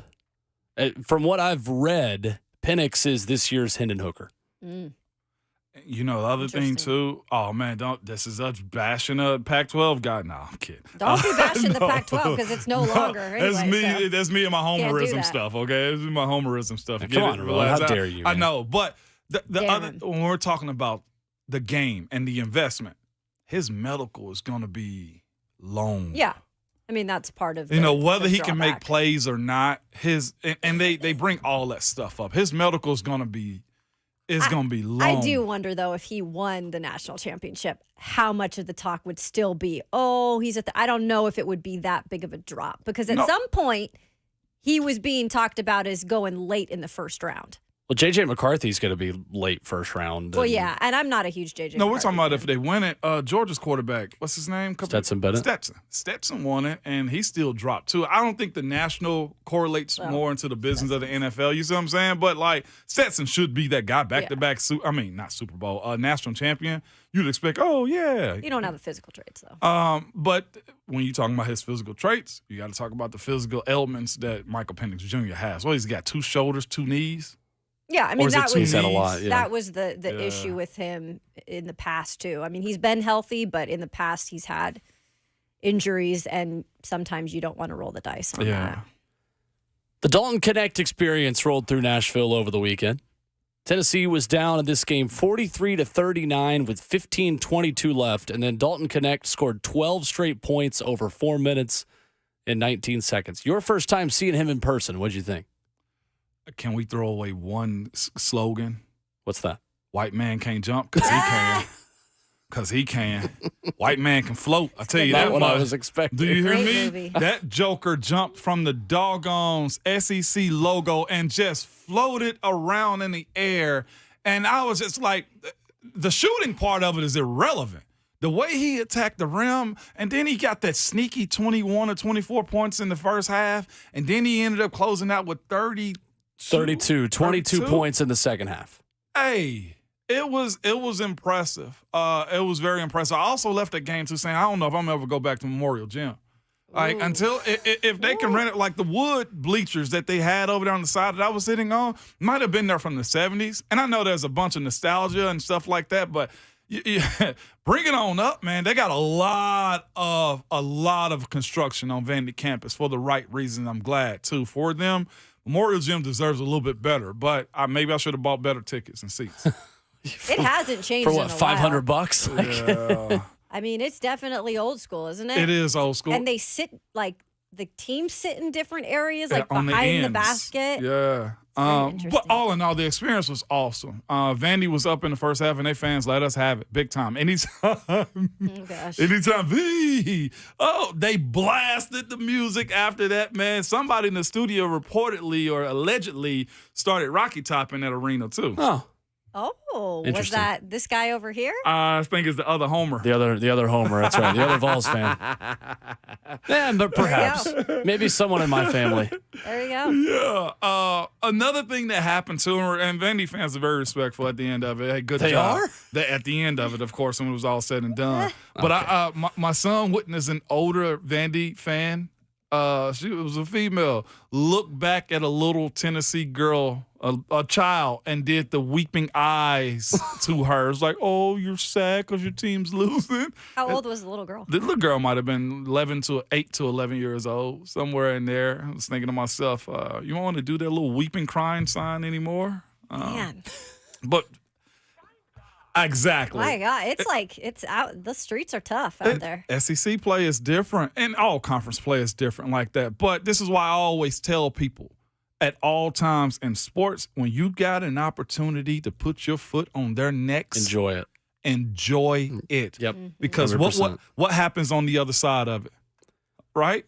They flip it and they will drown you. And so don't give me that, hey, oh, man, yeah. No, when you got an opportunity to sing Rocket Top in Memorial Gym, you better do it. Man, as tough as that place has been for Tennessee, and it is a weird gym to shoot in because the backdrop behind the basket is truly so different. And the Memorial Magic is a real thing. It has not been over the past couple of seasons. It was at times last year, and Vanderbilt fans will tell you, like, it's empty because the team is terrible and people aren't showing up. It is rough what they have in that building right now, and nothing speaks louder to Candace Story-Lee in that athletic department than students with bags over their heads, paper bags over their heads in the student section, and Rocky Top being, on like the third row, and Rocky Top being sung in your own gym. Like, nothing speaks louder than empty seats. But these weren't even empty seats. This turned into what Vanderbilt football games look like when their stadium gets taken over. I couldn't see the student section because we were behind them. They sit below the floor. Yeah, and it filled up late. Like the arena was not totally full either, which is still crazy. And the resale marketplace was so expensive for Tennessee fans to buy that. I mean, it wasn't cheap to get in there. It was not. It was $100 a pop minimum with fees and everything at that point. But I think Tennessee, the takeaway is that Dalton Connect is the guy that you've been missing since Grant Williams left. The guy you can just give it to and say, go win us the game. And he had to play probably more minutes than what Rick Barnes would have liked for him to play in that game, considering just how much they had to rely on him late. But that did not feel like Memorial Gym. That felt like Thompson Bowling Arena West. And I do hate that for Vanderbilt fans who have grown up, and I've grown up in an era where Tennessee fans would look at their schedule beginning of every season and say, Rupp and Memorial are the two toughest trips. Facts. And then maybe a trip to Florida in there too when Florida was up with Billy Donovan. But that place is a shell of what it used to be, and there is no reason why it needs to continue. Jerry Stackhouse is done. Well, that's what I was going to say. So you're saying the change needs to happen like It's the thing that speaks loudest is the way that arena looked, and fans booing Jerry Stackhouse when his name is introduced after starting lineups. That was not Tennessee fans doing that. Tennessee fans were cheering when Jerry Stackhouse's name was announced. Ramon, have a safe trip. Yeah, have 6-hour fun drive. with Coach Mack on the drive down. Enjoy. Should be good. I don't get a lot of nuggets. Going to be listening to the show until we get across state lines and You gonna probably do some Buc-ee's? podcasts. Bucky's run? Let's see if Coach Mack wants Bucky. I mean, Jeffrey Simmons saw it for the first Well, time. first you got to do an loved eighth and it. roast run. That's all that. Yeah, we That's do got true. an 8th and roast run. Yeah, that's right. But yeah, Max, I can't wait to see what this trip is filled with. Love it. We'll get Senior Bowl nuggets from Ramon Foster the rest of the week from Mobile. But as we round the corner, we take your phone calls and we talk some Super Bowl.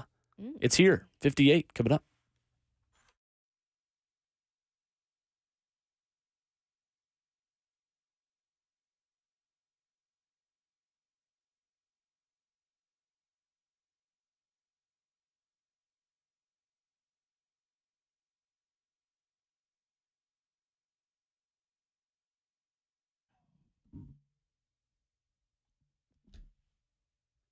It's Ramon and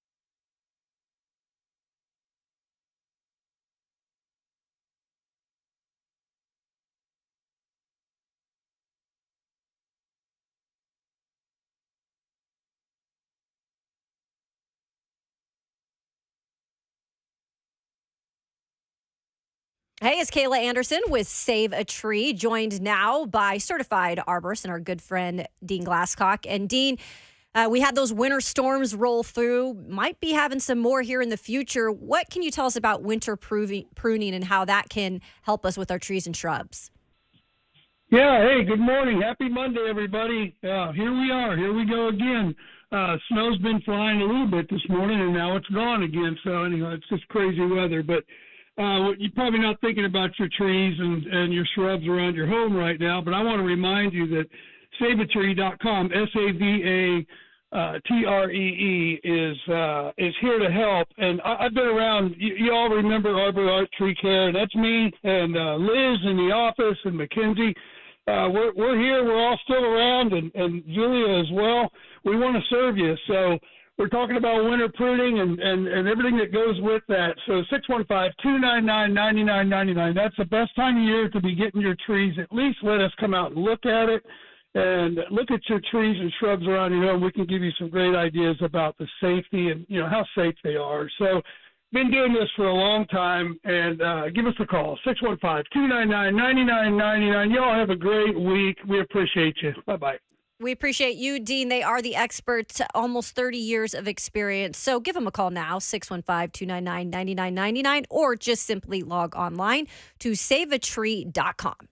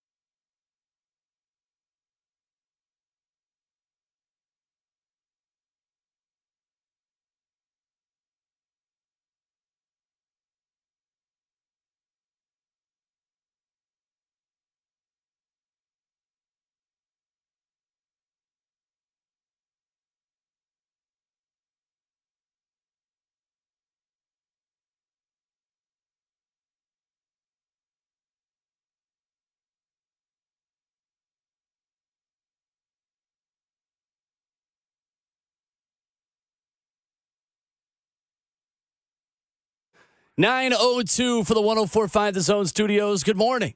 I'm Will Bowling. Conference championship weekend has come and gone in the NFL, and two teams remain. The two teams that we saw 4 years ago at Super Bowl 54. The Chiefs take advantage of 3 Baltimore turnovers and down the Ravens 17-10 to advance to the Super Bowl for the 4th time in 5 years. Meanwhile, in the NFC, the 49ers erase a 24-7 halftime deficit, scoring 27 unanswered points to take down the Lions 34-31. February 11th in Las Vegas, that'll be the matchup, Chiefs and Niners, a rematch of Super Bowl 54. On Saturday at Memorial Gymnasium, the 5th-ranked Tennessee Volunteers erase a 5-point halftime deficit, leaving Vanderbilt with a 75-62 win over the Commodores. Dalton Knecht continues his hot start to SEC play with his third 30-plus performance in 4 games, ending with 32. The Vols return home for a matchup with South Carolina tomorrow, and you can catch that game right here on The Zone. For all your foundation repair and waterproofing needs, visit USSTN.com.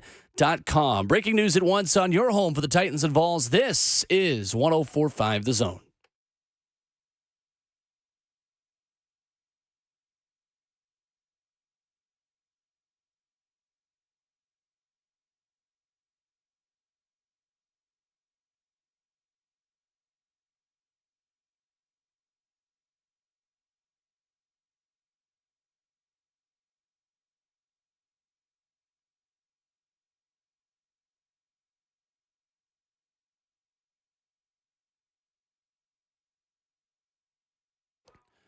And here we are already in the 4th and final hour of the show, 9 a.m. in Nashville, as we roll right along. We've got a Super Bowl to talk about.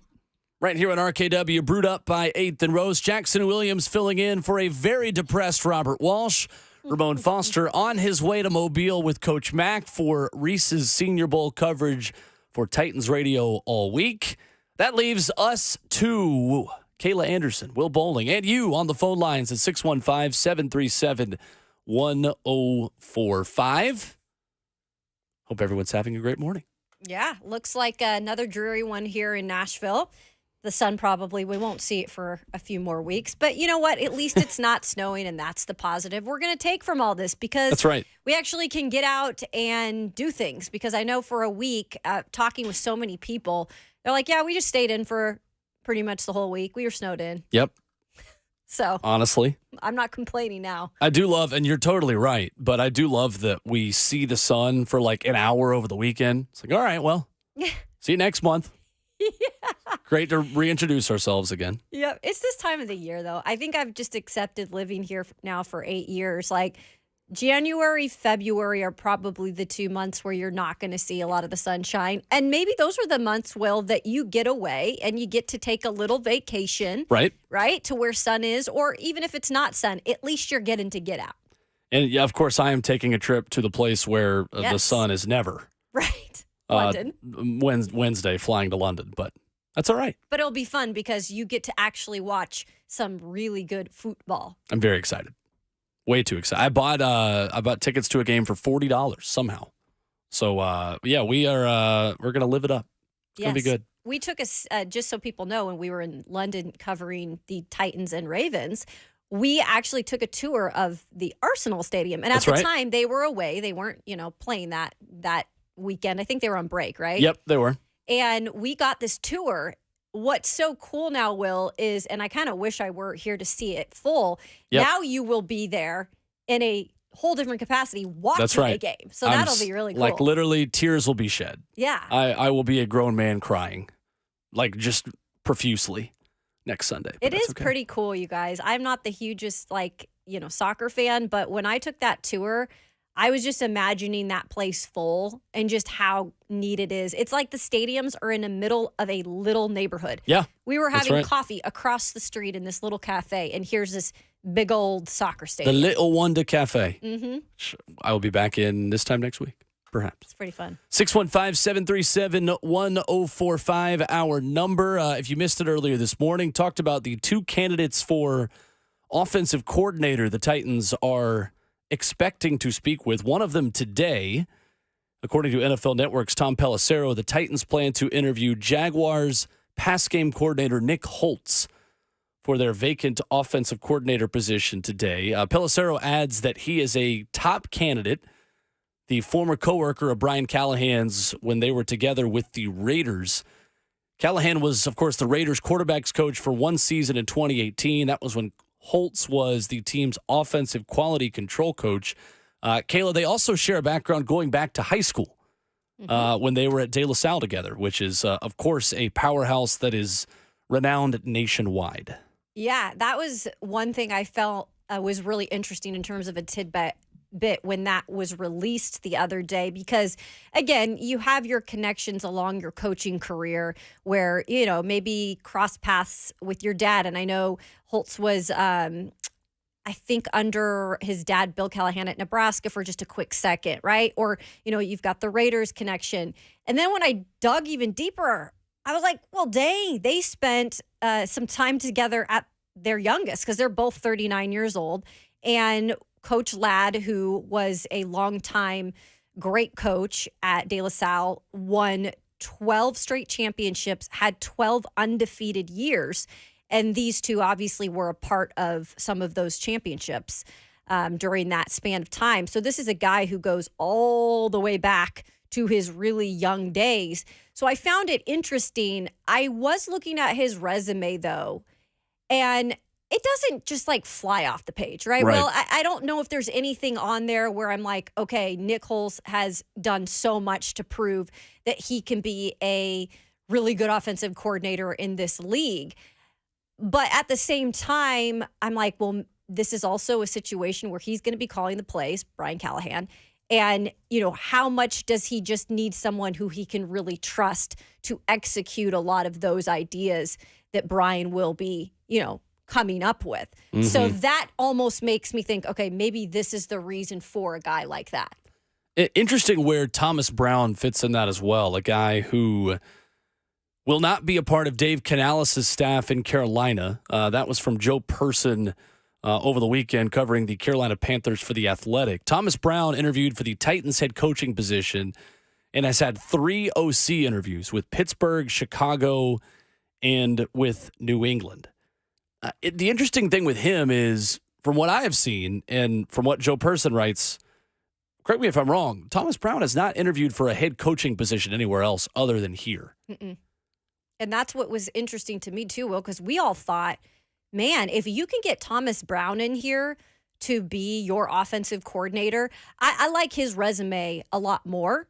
But at the same time, those connections with Brian Callahan might not be there.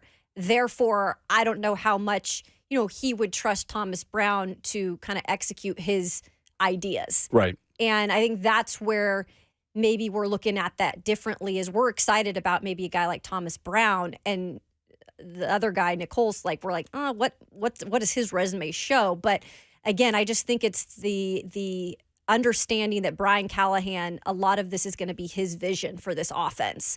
And what he's been in Cincinnati learning for the past 5 years, firsthand under Zach Taylor. I mean, he told us he's been in all those meetings. He's been in the room. He's learned so much in terms of, because Zach Taylor allowed him to learn what it takes to be a head coach. So it'll be interesting to see what the fit will be. But the more and more I think about it, Will, the more and more I think it's going to be someone he really trusts. According to ESPN's Jeremy Fowler, the Titans have requested to interview Dolphins associate head coach and running backs coach Eric Studsville, which again is a real name and a good one, for their offensive coordinator vacancy. Also has a connection to Brian Callahan. Both were on the Denver Broncos staff from 2010 to 2015. Studsville left after 2016 and has been with Miami since 2017, serving in multiple roles that include running backs coach, run game coordinator, co-offensive coordinator, and associate head coach. I think that, Kayla, is more the resume we were expecting to be linked with this job. You're right on. And look, I like somebody who spends a little more time in one place. And I know that sometimes that can be like, well, what are you talking about? They don't have a lot of experience. He's still been a lot of places. And he has really built up his resume all the way from college football to entering the pros with the Chicago Bears, to a run with the Buffalo Bills, like you mentioned, the Broncos, but most recently really being in a Miami Dolphins offense with Mike McDonald, that you're able to kind of be exposed. Mike McDaniel. Why do I always say that? Mike Every Mix. single time. Yeah. Because I keep the S off, and that's the thing I'm thinking about when I say that. Fair enough. But yes, when you're learning under a guy like him who has such a offensive genius brain, I think that that's beneficial. I also kind of like that he's been that running backs coach, and we've seen Callahan come up and say, hey, the run game is still going to be important in this offense. Like, passing comes first because that's what he does. Right. He develops quarterbacks, and that's the big thing you want to see on this team change. But I like the kind of interesting fact about his resume that he has worked with so many, running backs specifically. I think you combine those two, I think that could be a pretty special marriage. I think the key to that is, like you mentioned, the trust Brian Callahan will have with his future OC. If Brian Callahan is so insistent in emphasizing communication coming from the quarterback onto the sideline, and Will Levis saying, I'm seeing this, I now want this. And the way Brian Callahan functioned with Joe Burrow, he was the one having that conversation. I'm not sure if he, as the head coach, is the one talking one-on-one with Will Levis on the sidelines. And if that's the case, you need an extension of full trust and communication, knowing that, all right, I need someone else to be my eyes and ears who knows exactly what I'm looking for in talking with my quarterback. Mm-hmm. Because Brian mentioned that when we talked to him last Friday. Like, I still want to have those conversations with the quarterback coming off the field onto the sidelines. I don't know how much that's possible as a head coach, right? And I think that's something he'll learn as the offensive play caller. But you're 100% right that someone that he trusts and knows is going to see the same things that he is seeing. He gets the benefit of the doubt with his first staff. He does, and it's difficult. I think that's the biggest challenge for Brian Callahan. I really do. I think putting together a staff where you have that trust incorporated in it, but you also don't go with all your buddies. Like, you can't do that, right? There's just no way that that's going to be a successful staff. You really do have to trust the input you're getting. And then I'm okay with you having a couple of those guys on, like perhaps a Nick Holz, where you're going back to really, really young in your days where, okay, this guy I can really trust to just execute what I want to be executed and to get that communication to the quarterback at that time that I need to get to the quarterback. Because again, yeah, you're right, Will, for the first time in his career, he's doing everything. He's overseeing everything. And that's a challenge within itself. 615-737-1045 is our number as we roll along here in hour number 4. We can take your thoughts on the conference championship weekend, on the upcoming Super Bowl matchup, which we'll preview for you in your way too early preview of Super Bowl 58. Deja vu all over again from 4 years ago. We'll talk about it next.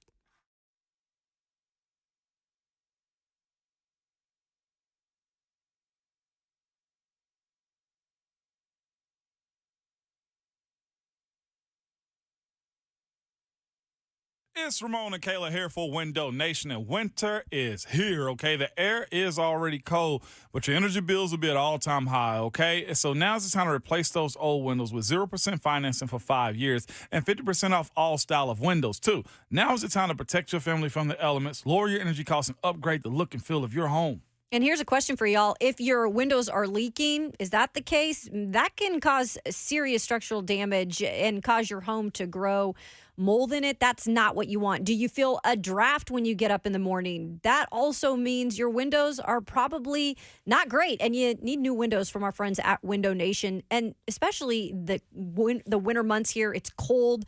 You want to keep that heat in to sustain energy. 30% on energy bills is what you can save, and then you can pretty much have that be the case in the summertime when it gets really hot and you want to keep the AC in. When it comes to Window Nation, they have installed nearly 2 million windows, 96% perfection, making them one of the top window companies in the entire country. And Window Nation installs year-round, so you don't have to worry about them only coming out in the warm summer months. They can come out now and get it done, and then you're ready for the rest of winter. That includes replacing windows room by room to maximize your comfort during their one-day install. So give them a call, 866-90Nation, or simply log online to windownation.com.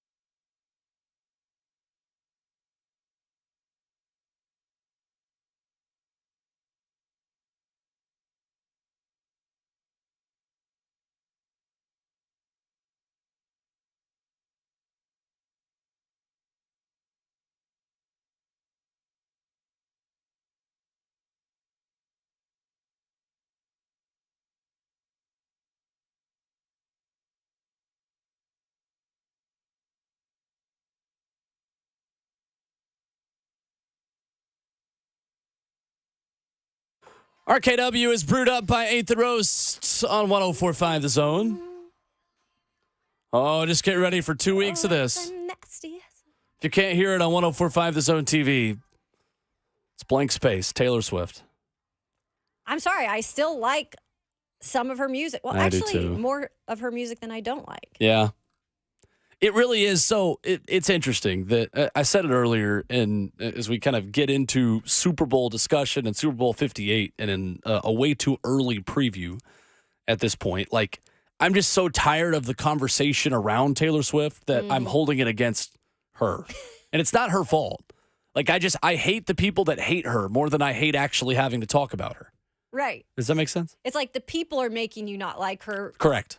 Not because you just don't like her. Because Right. your girlfriend likes her. Oh, loves big her. fan. If I like, that was one of the green flags in my favor. Was Peyton asked me like, "Oh, you like Taylor Swift, right?" I was like, "Yeah, I don't really mind her," and knowing that I probably needed to answer that way, and Got you brownie points. and then anytime now I'll try to say something negative. She's like, "Oh no, you love her. It's Exactly. fine. You didn't really mean that." She'll speak for you in that case. Good. That's right. Well, now she's going to be at the Super Bowl, so there you go. She is. She is. Yeah, Darren Ravel's tweeted that if you missed it earlier in the show as well. Apparently, like, it's easy. You basically fly back in time going from Tokyo to Vegas. So her concert will end the night before the Super Bowl at 5 a.m. Vegas time. And then the flight is 12 hours. So she will go from 10 p.m. local time to 5 p.m. local time. Like, you fly 5 hours backwards. Okay. Going like that direction. So she will be there, like 100%. And the great thing is, Will, like we experienced our trip to London. It was not like a super comfortable trip because you're in a plane sardined with people and you can't really sleep. But like Taylor can sleep. Yep. Taylor has her own private jet with who knows what access she has in terms of things on the jet. Probably has her own masseuse and Honestly, all of that. So she'll be fine. She'll be looking good for her boyfriend on Super Bowl Sunday. And who knows the amount of CO2 that comes from said private jet. Honestly. Goodness sakes. In the F&M Bank chat, you can join the conversation there. One comment on YouTube, Taylor Swift needs a collaboration with a rapper. Well, she did one with Kendrick Lamar. She did. It was a good one. Bad Blood. I love that song. Yeah, it's a good one. It's a very good one. She's an acquired taste in a lot of ways, but it's not bad. At least Usher, though, is performing at halftime. That's so you have that aspect of entertainment. It's not Taylor Swift. Right. Who is the biggest winner of conference championship weekend? Of course, Chiefs and 49ers advance. Biggest loser are any of us who are tired of seeing Patrick Mahomes, which I think is most of America. And it is crazy that he was seen as the savior to keep Tom Brady from making it not that long ago. And now we all need a savior to keep Patrick Mahomes from playing for another Super Bowl. But who is feeling the best about life today moving forward into Super Bowl week? I think Kansas City Chiefs always are kind of at this point used to the feeling. Right. Now, while this season you can go back and look at it at points and say, I don't know if they were expected to be here. Oh, we talked about it a lot on this show, Will. Yeah. When things were really going bad for them, when you were seeing those wide receivers drop ball after ball after ball, and it didn't look like things were going to change in their favor.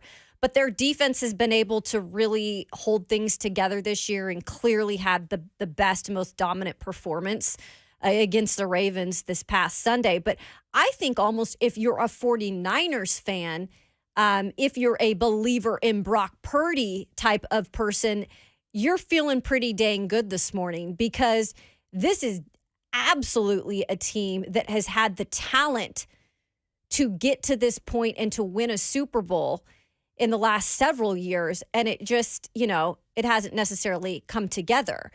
And you look at it now, they went through that losing streak and you're thinking, oh, I don't know if this is the team, right? You look at them now and you're like, okay, their fans have got to be happy that they're at this point. Now, whether or not they can win it, they've got some things to improve on. Like that defensive line has to be more stout than it has been. They cannot allow Isaiah Pacheco to run all over them like they've had other running backs run all over them. But I think 49er fans are probably like, okay, we're getting another shot. It's our opportunity to actually hoist the Lombardi trophy. Right. It feels like the two quarterbacks that are going to play in the Super Bowl, who have just a wild difference in salaries also, which I'll tell you about in a second, but both of them have been doubted in different ways. And for Patrick Mahomes, it was obviously can he go on the road and win? Can he not be an Arrowhead and make a Super Bowl? The answer is overwhelmingly yes, of course, we know now. But I just think for Brock Purdy specifically, we're sitting there watching that game thinking, look, Kyle Shanahan teams don't have fourth quarter comebacks. Until literally last week against the Packers. That was their first fourth quarter comeback of a touchdown or more, where they won and, ultimately overcame the fact that they are not a great offense when they are a one-dimensional offense. And I think that's the thing we forget so often with Kyle Shanahan systems is that they need to run the football effectively in order to allow their offense to be successful, especially with Brock Purdy. But to me, the fact that Brock Purdy was more of a dual threat than Lamar Jackson. Oof. And we were all writing the eulogy of Brock Purdy and the Niners again, and it's, why was this guy ever considered for the MVP? That was why in the second half. His ability to make plays with his legs, I think he is the one that comes out of this weekend looking the best because ultimately he's the one we were doubting the most. We know what Patrick Mahomes could do. We know that Patrick Mahomes was an underdog and probably had no business in hindsight being an underdog in Baltimore. But Brock Purdy in the moment, down 17, coming back and proving I am good enough at this position to lead my team back when I have to against a very good team and a very good Lions squad that, yes, helped them. But the fact that he was the dual threat quarterback over Lamar Jackson over the weekend is what I still can't wrap my mind around. It is nuts. If you were to say that to somebody, who didn't watch the games and be like, oh, yeah, Brock Purdy was much better than Lamar Jackson on Sunday in the championship games right. for the AFC and NFC, you'd be like, no way. There's no way. And then you look at that body of work yesterday and compare those two. And look, it was one game. I get it. And I know that the kind of notion of, hey, is Brock Purdy really that quarterback? Like, is he just a game manager? Like that storyline, it's out there. And I'm not going to go one way or the other.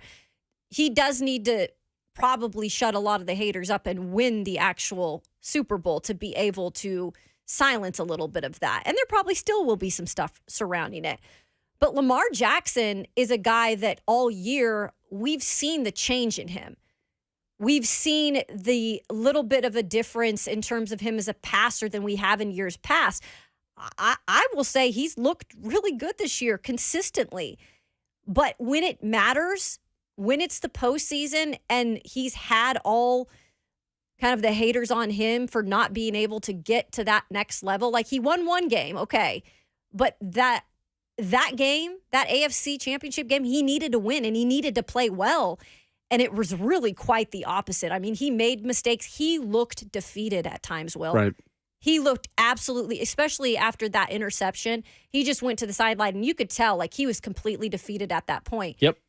As for Brock Purdy, it's almost like he took advantage of the situation and did the things he needed to do to try to win that game. And it wasn't all on him, but I'm just saying he did look better on Sunday.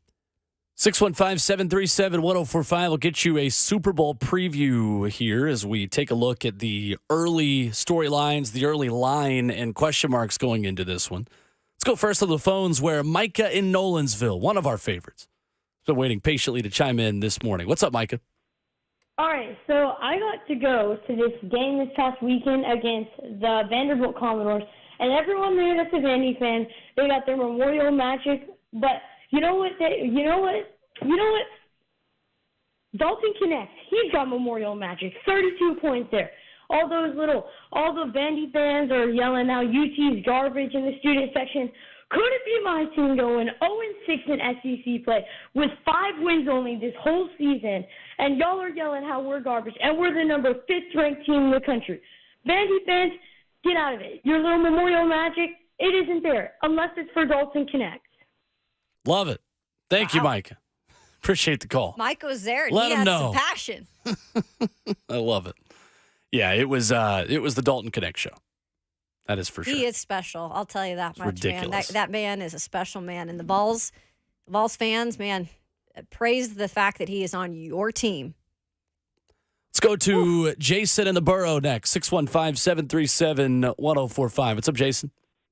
Hey guys, I heard Bert didn't make it in today. I feel real bad. That's for right. him, but bang bang, Niner gang, we made it there, guys. And I gotta say this about Brock Purdy: it was not his fault. He was getting hit all the time. It was the offensive line. Once they got that stuff figured out in the second half, they took care of business.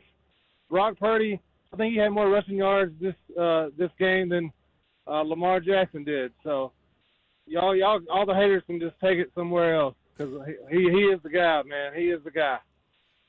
Thank you, Jason. Appreciate the call. Thanks, Jason. It's fair.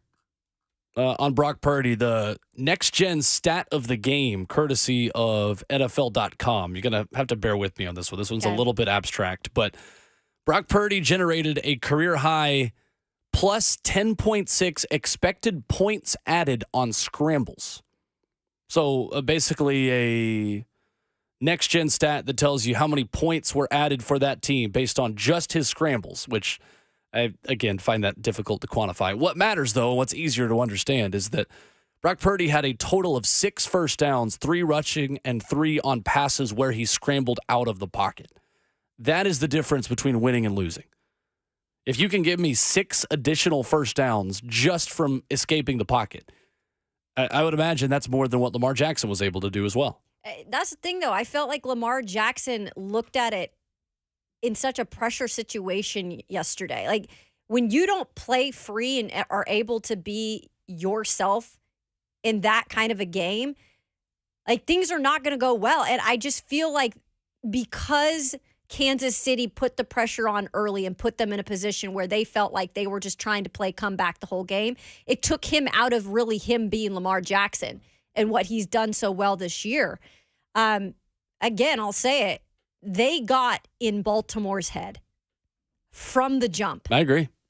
And guess what? There weren't as many offensive adjustments coming out of the half. You're right. We talked about this earlier on the show, Will. That didn't happen either. It didn't help anybody. Right.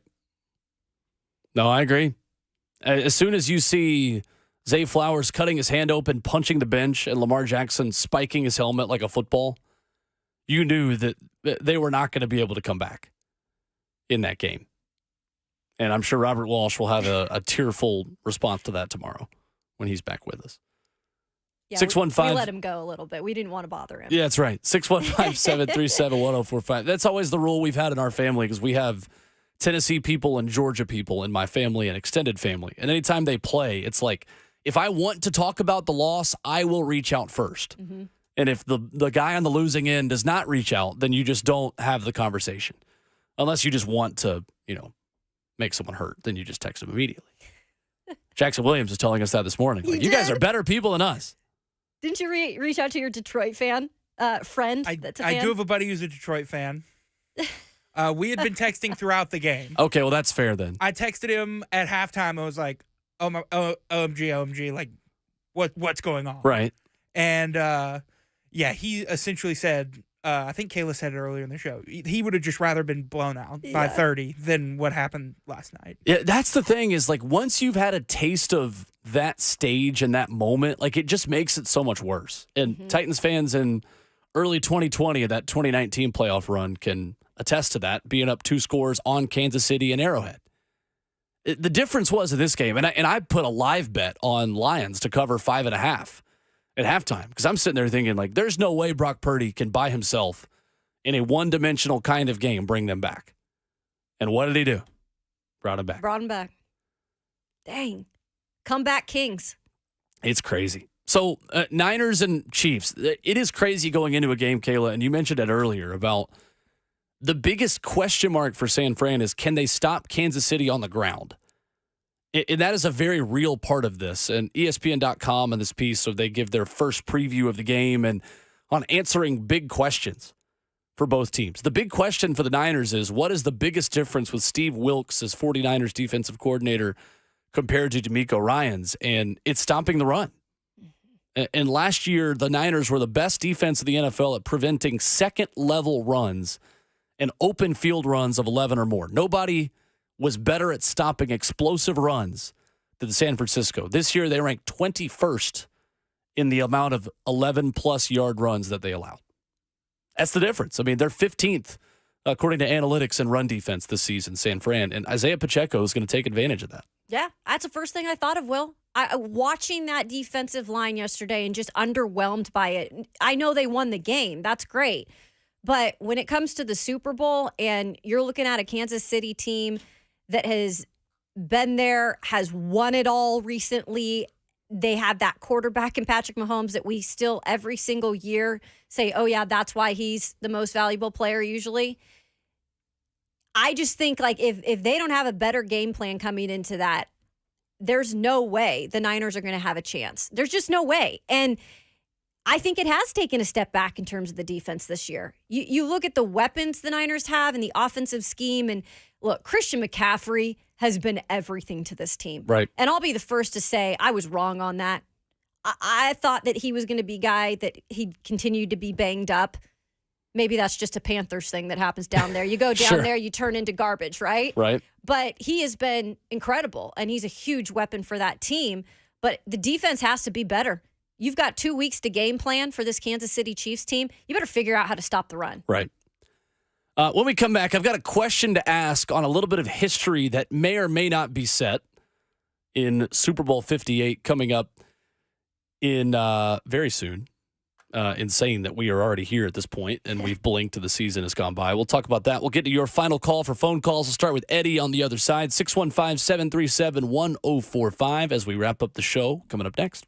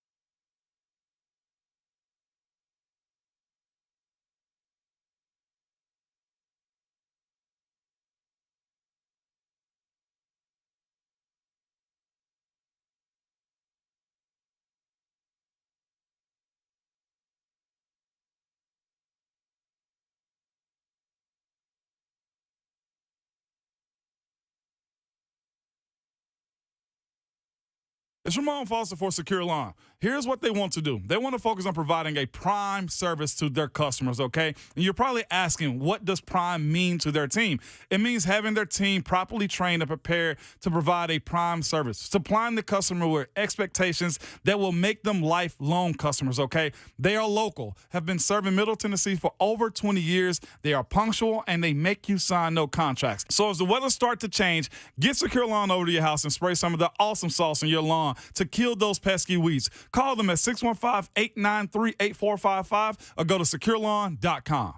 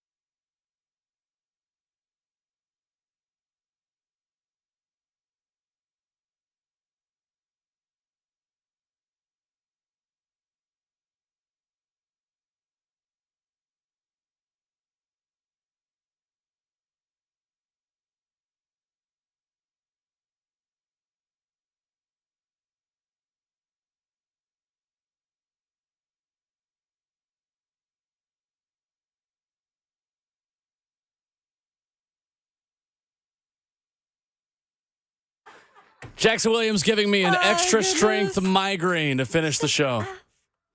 2 more weeks, 13 days of Taylor Swift. This is your Super Bowl right here. God.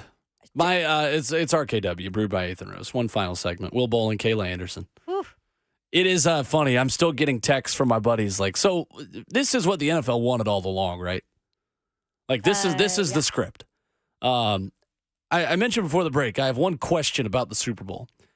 Question is, how much will the record of most watched Super Bowl ever be broken? Because this will absolutely be the most watched U.S. telecast of all time. That's what my question was, too. I think just for the fact you're getting a whole different crazy amount of fans that are her fans, Yep. The Swifties, I guess is what they call them, I would think it's going to be up there. And that's probably the biggest home run for the NFL because they can't get her to perform at halftime. Well, now they get her just for the whole game. Right. Honestly, it's a better scenario for them. So last season's Super Bowl with the Chiefs and the Eagles drew 115.1 million viewers. That was across all platforms.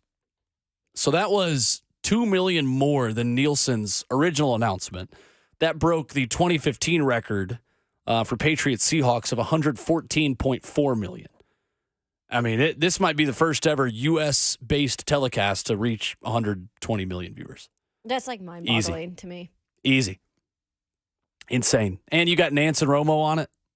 That's right. I mean, that doesn't impact how many viewers there are, but gosh. Hey, Jim. It's going to be ridiculous. Hey, Jim. Let's go to Eddie in White House, finishing up the show, 615-737-1045. What's up, Eddie? Hey, guys. Good morning. Good morning. Morning. Morning. Hey, you may have talked about this, and I might have heard it, but Texas upset because a student's got a horns down shirt on. Listen, you come into the SEC, you better watch a 30 for 30 and figure out what it's going to be like when you get over here. I can't believe how soft that they are. Yeah, and thank you for the call, Eddie. We had not talked about this yet, but if you missed it, there was a row of BYU students at the front of their student section on Saturday's game against Texas that had horns down basically spelled out. From what I've read, that this was actually not even Texas asking them to take the shirts off. This was the BYU people telling them to take their shirts off and not spell horns down, which honestly doesn't surprise me. Look, Texas fans, this is no new breaking news. This is something that Texas fans, they're a little bit weak when it comes to criticism because they are Texas, right? And they've done in the past big things in the big state. Everything's bigger in Texas. You know, all that stuff that comes along with Texas. They have not been super relevant until really lately with Sarkisian. And they still didn't win it. Yeah, right. Right? And I know this is basketball, but they expect these Texas teams, no matter who they are, to win. Well, guess what? You're coming into the SEC. It is a whole different rodeo here in the SEC. And they're going to be expected to compete from the jump. And if they don't, or if they're not a team that makes it to the playoffs, there's going to be a lot of fans that are going to be like, why did we move? Why did we move to a conference specifically in football where they actually play defense? Yeah, right. I do think that this was more of a BYU administration problem specifically. In this article from BYU's, I think, student newspaper, if I'm not mistaken. The students who had the horns down shirts on said that there were Texas fans near them who actually waved and laughed and were like, oh, that's actually pretty good. And then they got, I guess their student section is called The Rock, ROC. Oh. That is their board, allowed them to do it. They had Marriott Center, which is their arena. Workers are coming up to them being like, that's awesome. They said, we got support from everyone that interacted with us until BYU administrators went up to them and very firmly told them either leave the student section or take the shirts off.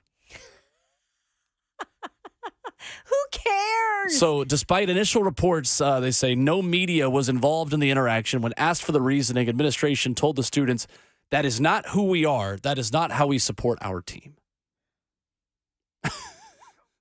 Man. Honestly. That's BYU. That is BYU. That is who they are. So, goodness sakes. Yeah, and I mean, they apparently had no pushback from Texas people. So anyway, interesting. Dustin writes in on Twitter at Ramon Kayla Will. We could have had an Eminem versus Taylor Swift celebrity death match halftime show. Could you imagine? Yeah. You know, lose yourself going straight into Cruel Summer, going straight into Shake It Off. That'd be great. I'm actually here for that. Apparently, Eminem was giving the one finger salute to fans outside of his box at the game yesterday. Detroit fans? Yes. Oh no, he was to Niners fans. Yeah, Niners fans because in they San were Francisco, hassling him. Yeah. Wow. There's pictures of him looking like a former owner of the Tennessee Titans, just letting him have it. It was the double bird. Yeah, it was. It was exactly the same. Surprised he didn't throw drinks at him like that one owner down there in Carolina. Honestly. You know? Honestly. So in case you missed it, Ramon on his way to Mobile. I imagine him and Coach Mack are listening to us right now. So hello. Hey, hope they are making it down there. Hey, Coach Ramon. We will catch up with Ramon. Ramon will still be on the show every day this week, and he will be back in person on Friday. But we have got boots on the ground breaking down offensive linemen at the Senior Bowl. And one of the things we will likely get into tomorrow, Kayla, is the amount of offensive linemen in a deep class that may not be there for you to take at 7 because they're not first-round linemen, but the amount of tackles that you could hypothetically go something else at 7 and see what else is available. There is lots of breakdown to be had in a big group of stars in Mobile this week. Yeah, and some cornerbacks, too, that I have my eye on because Lord knows that the Tennessee Titans need to probably take a cornerback somewhere, too. Absolutely. Woo. So we'll get to that tomorrow with Ramon Foster, who's on his way to Mobile. We are back at it at 6 a.m. Special thanks to Keith Bulluck for joining us. Check out the podcast if you missed that conversation or any of our Titans discussions this morning. Until tomorrow morning, the Buck Rising Show is next. We'll talk to you at 6 tomorrow. Peace.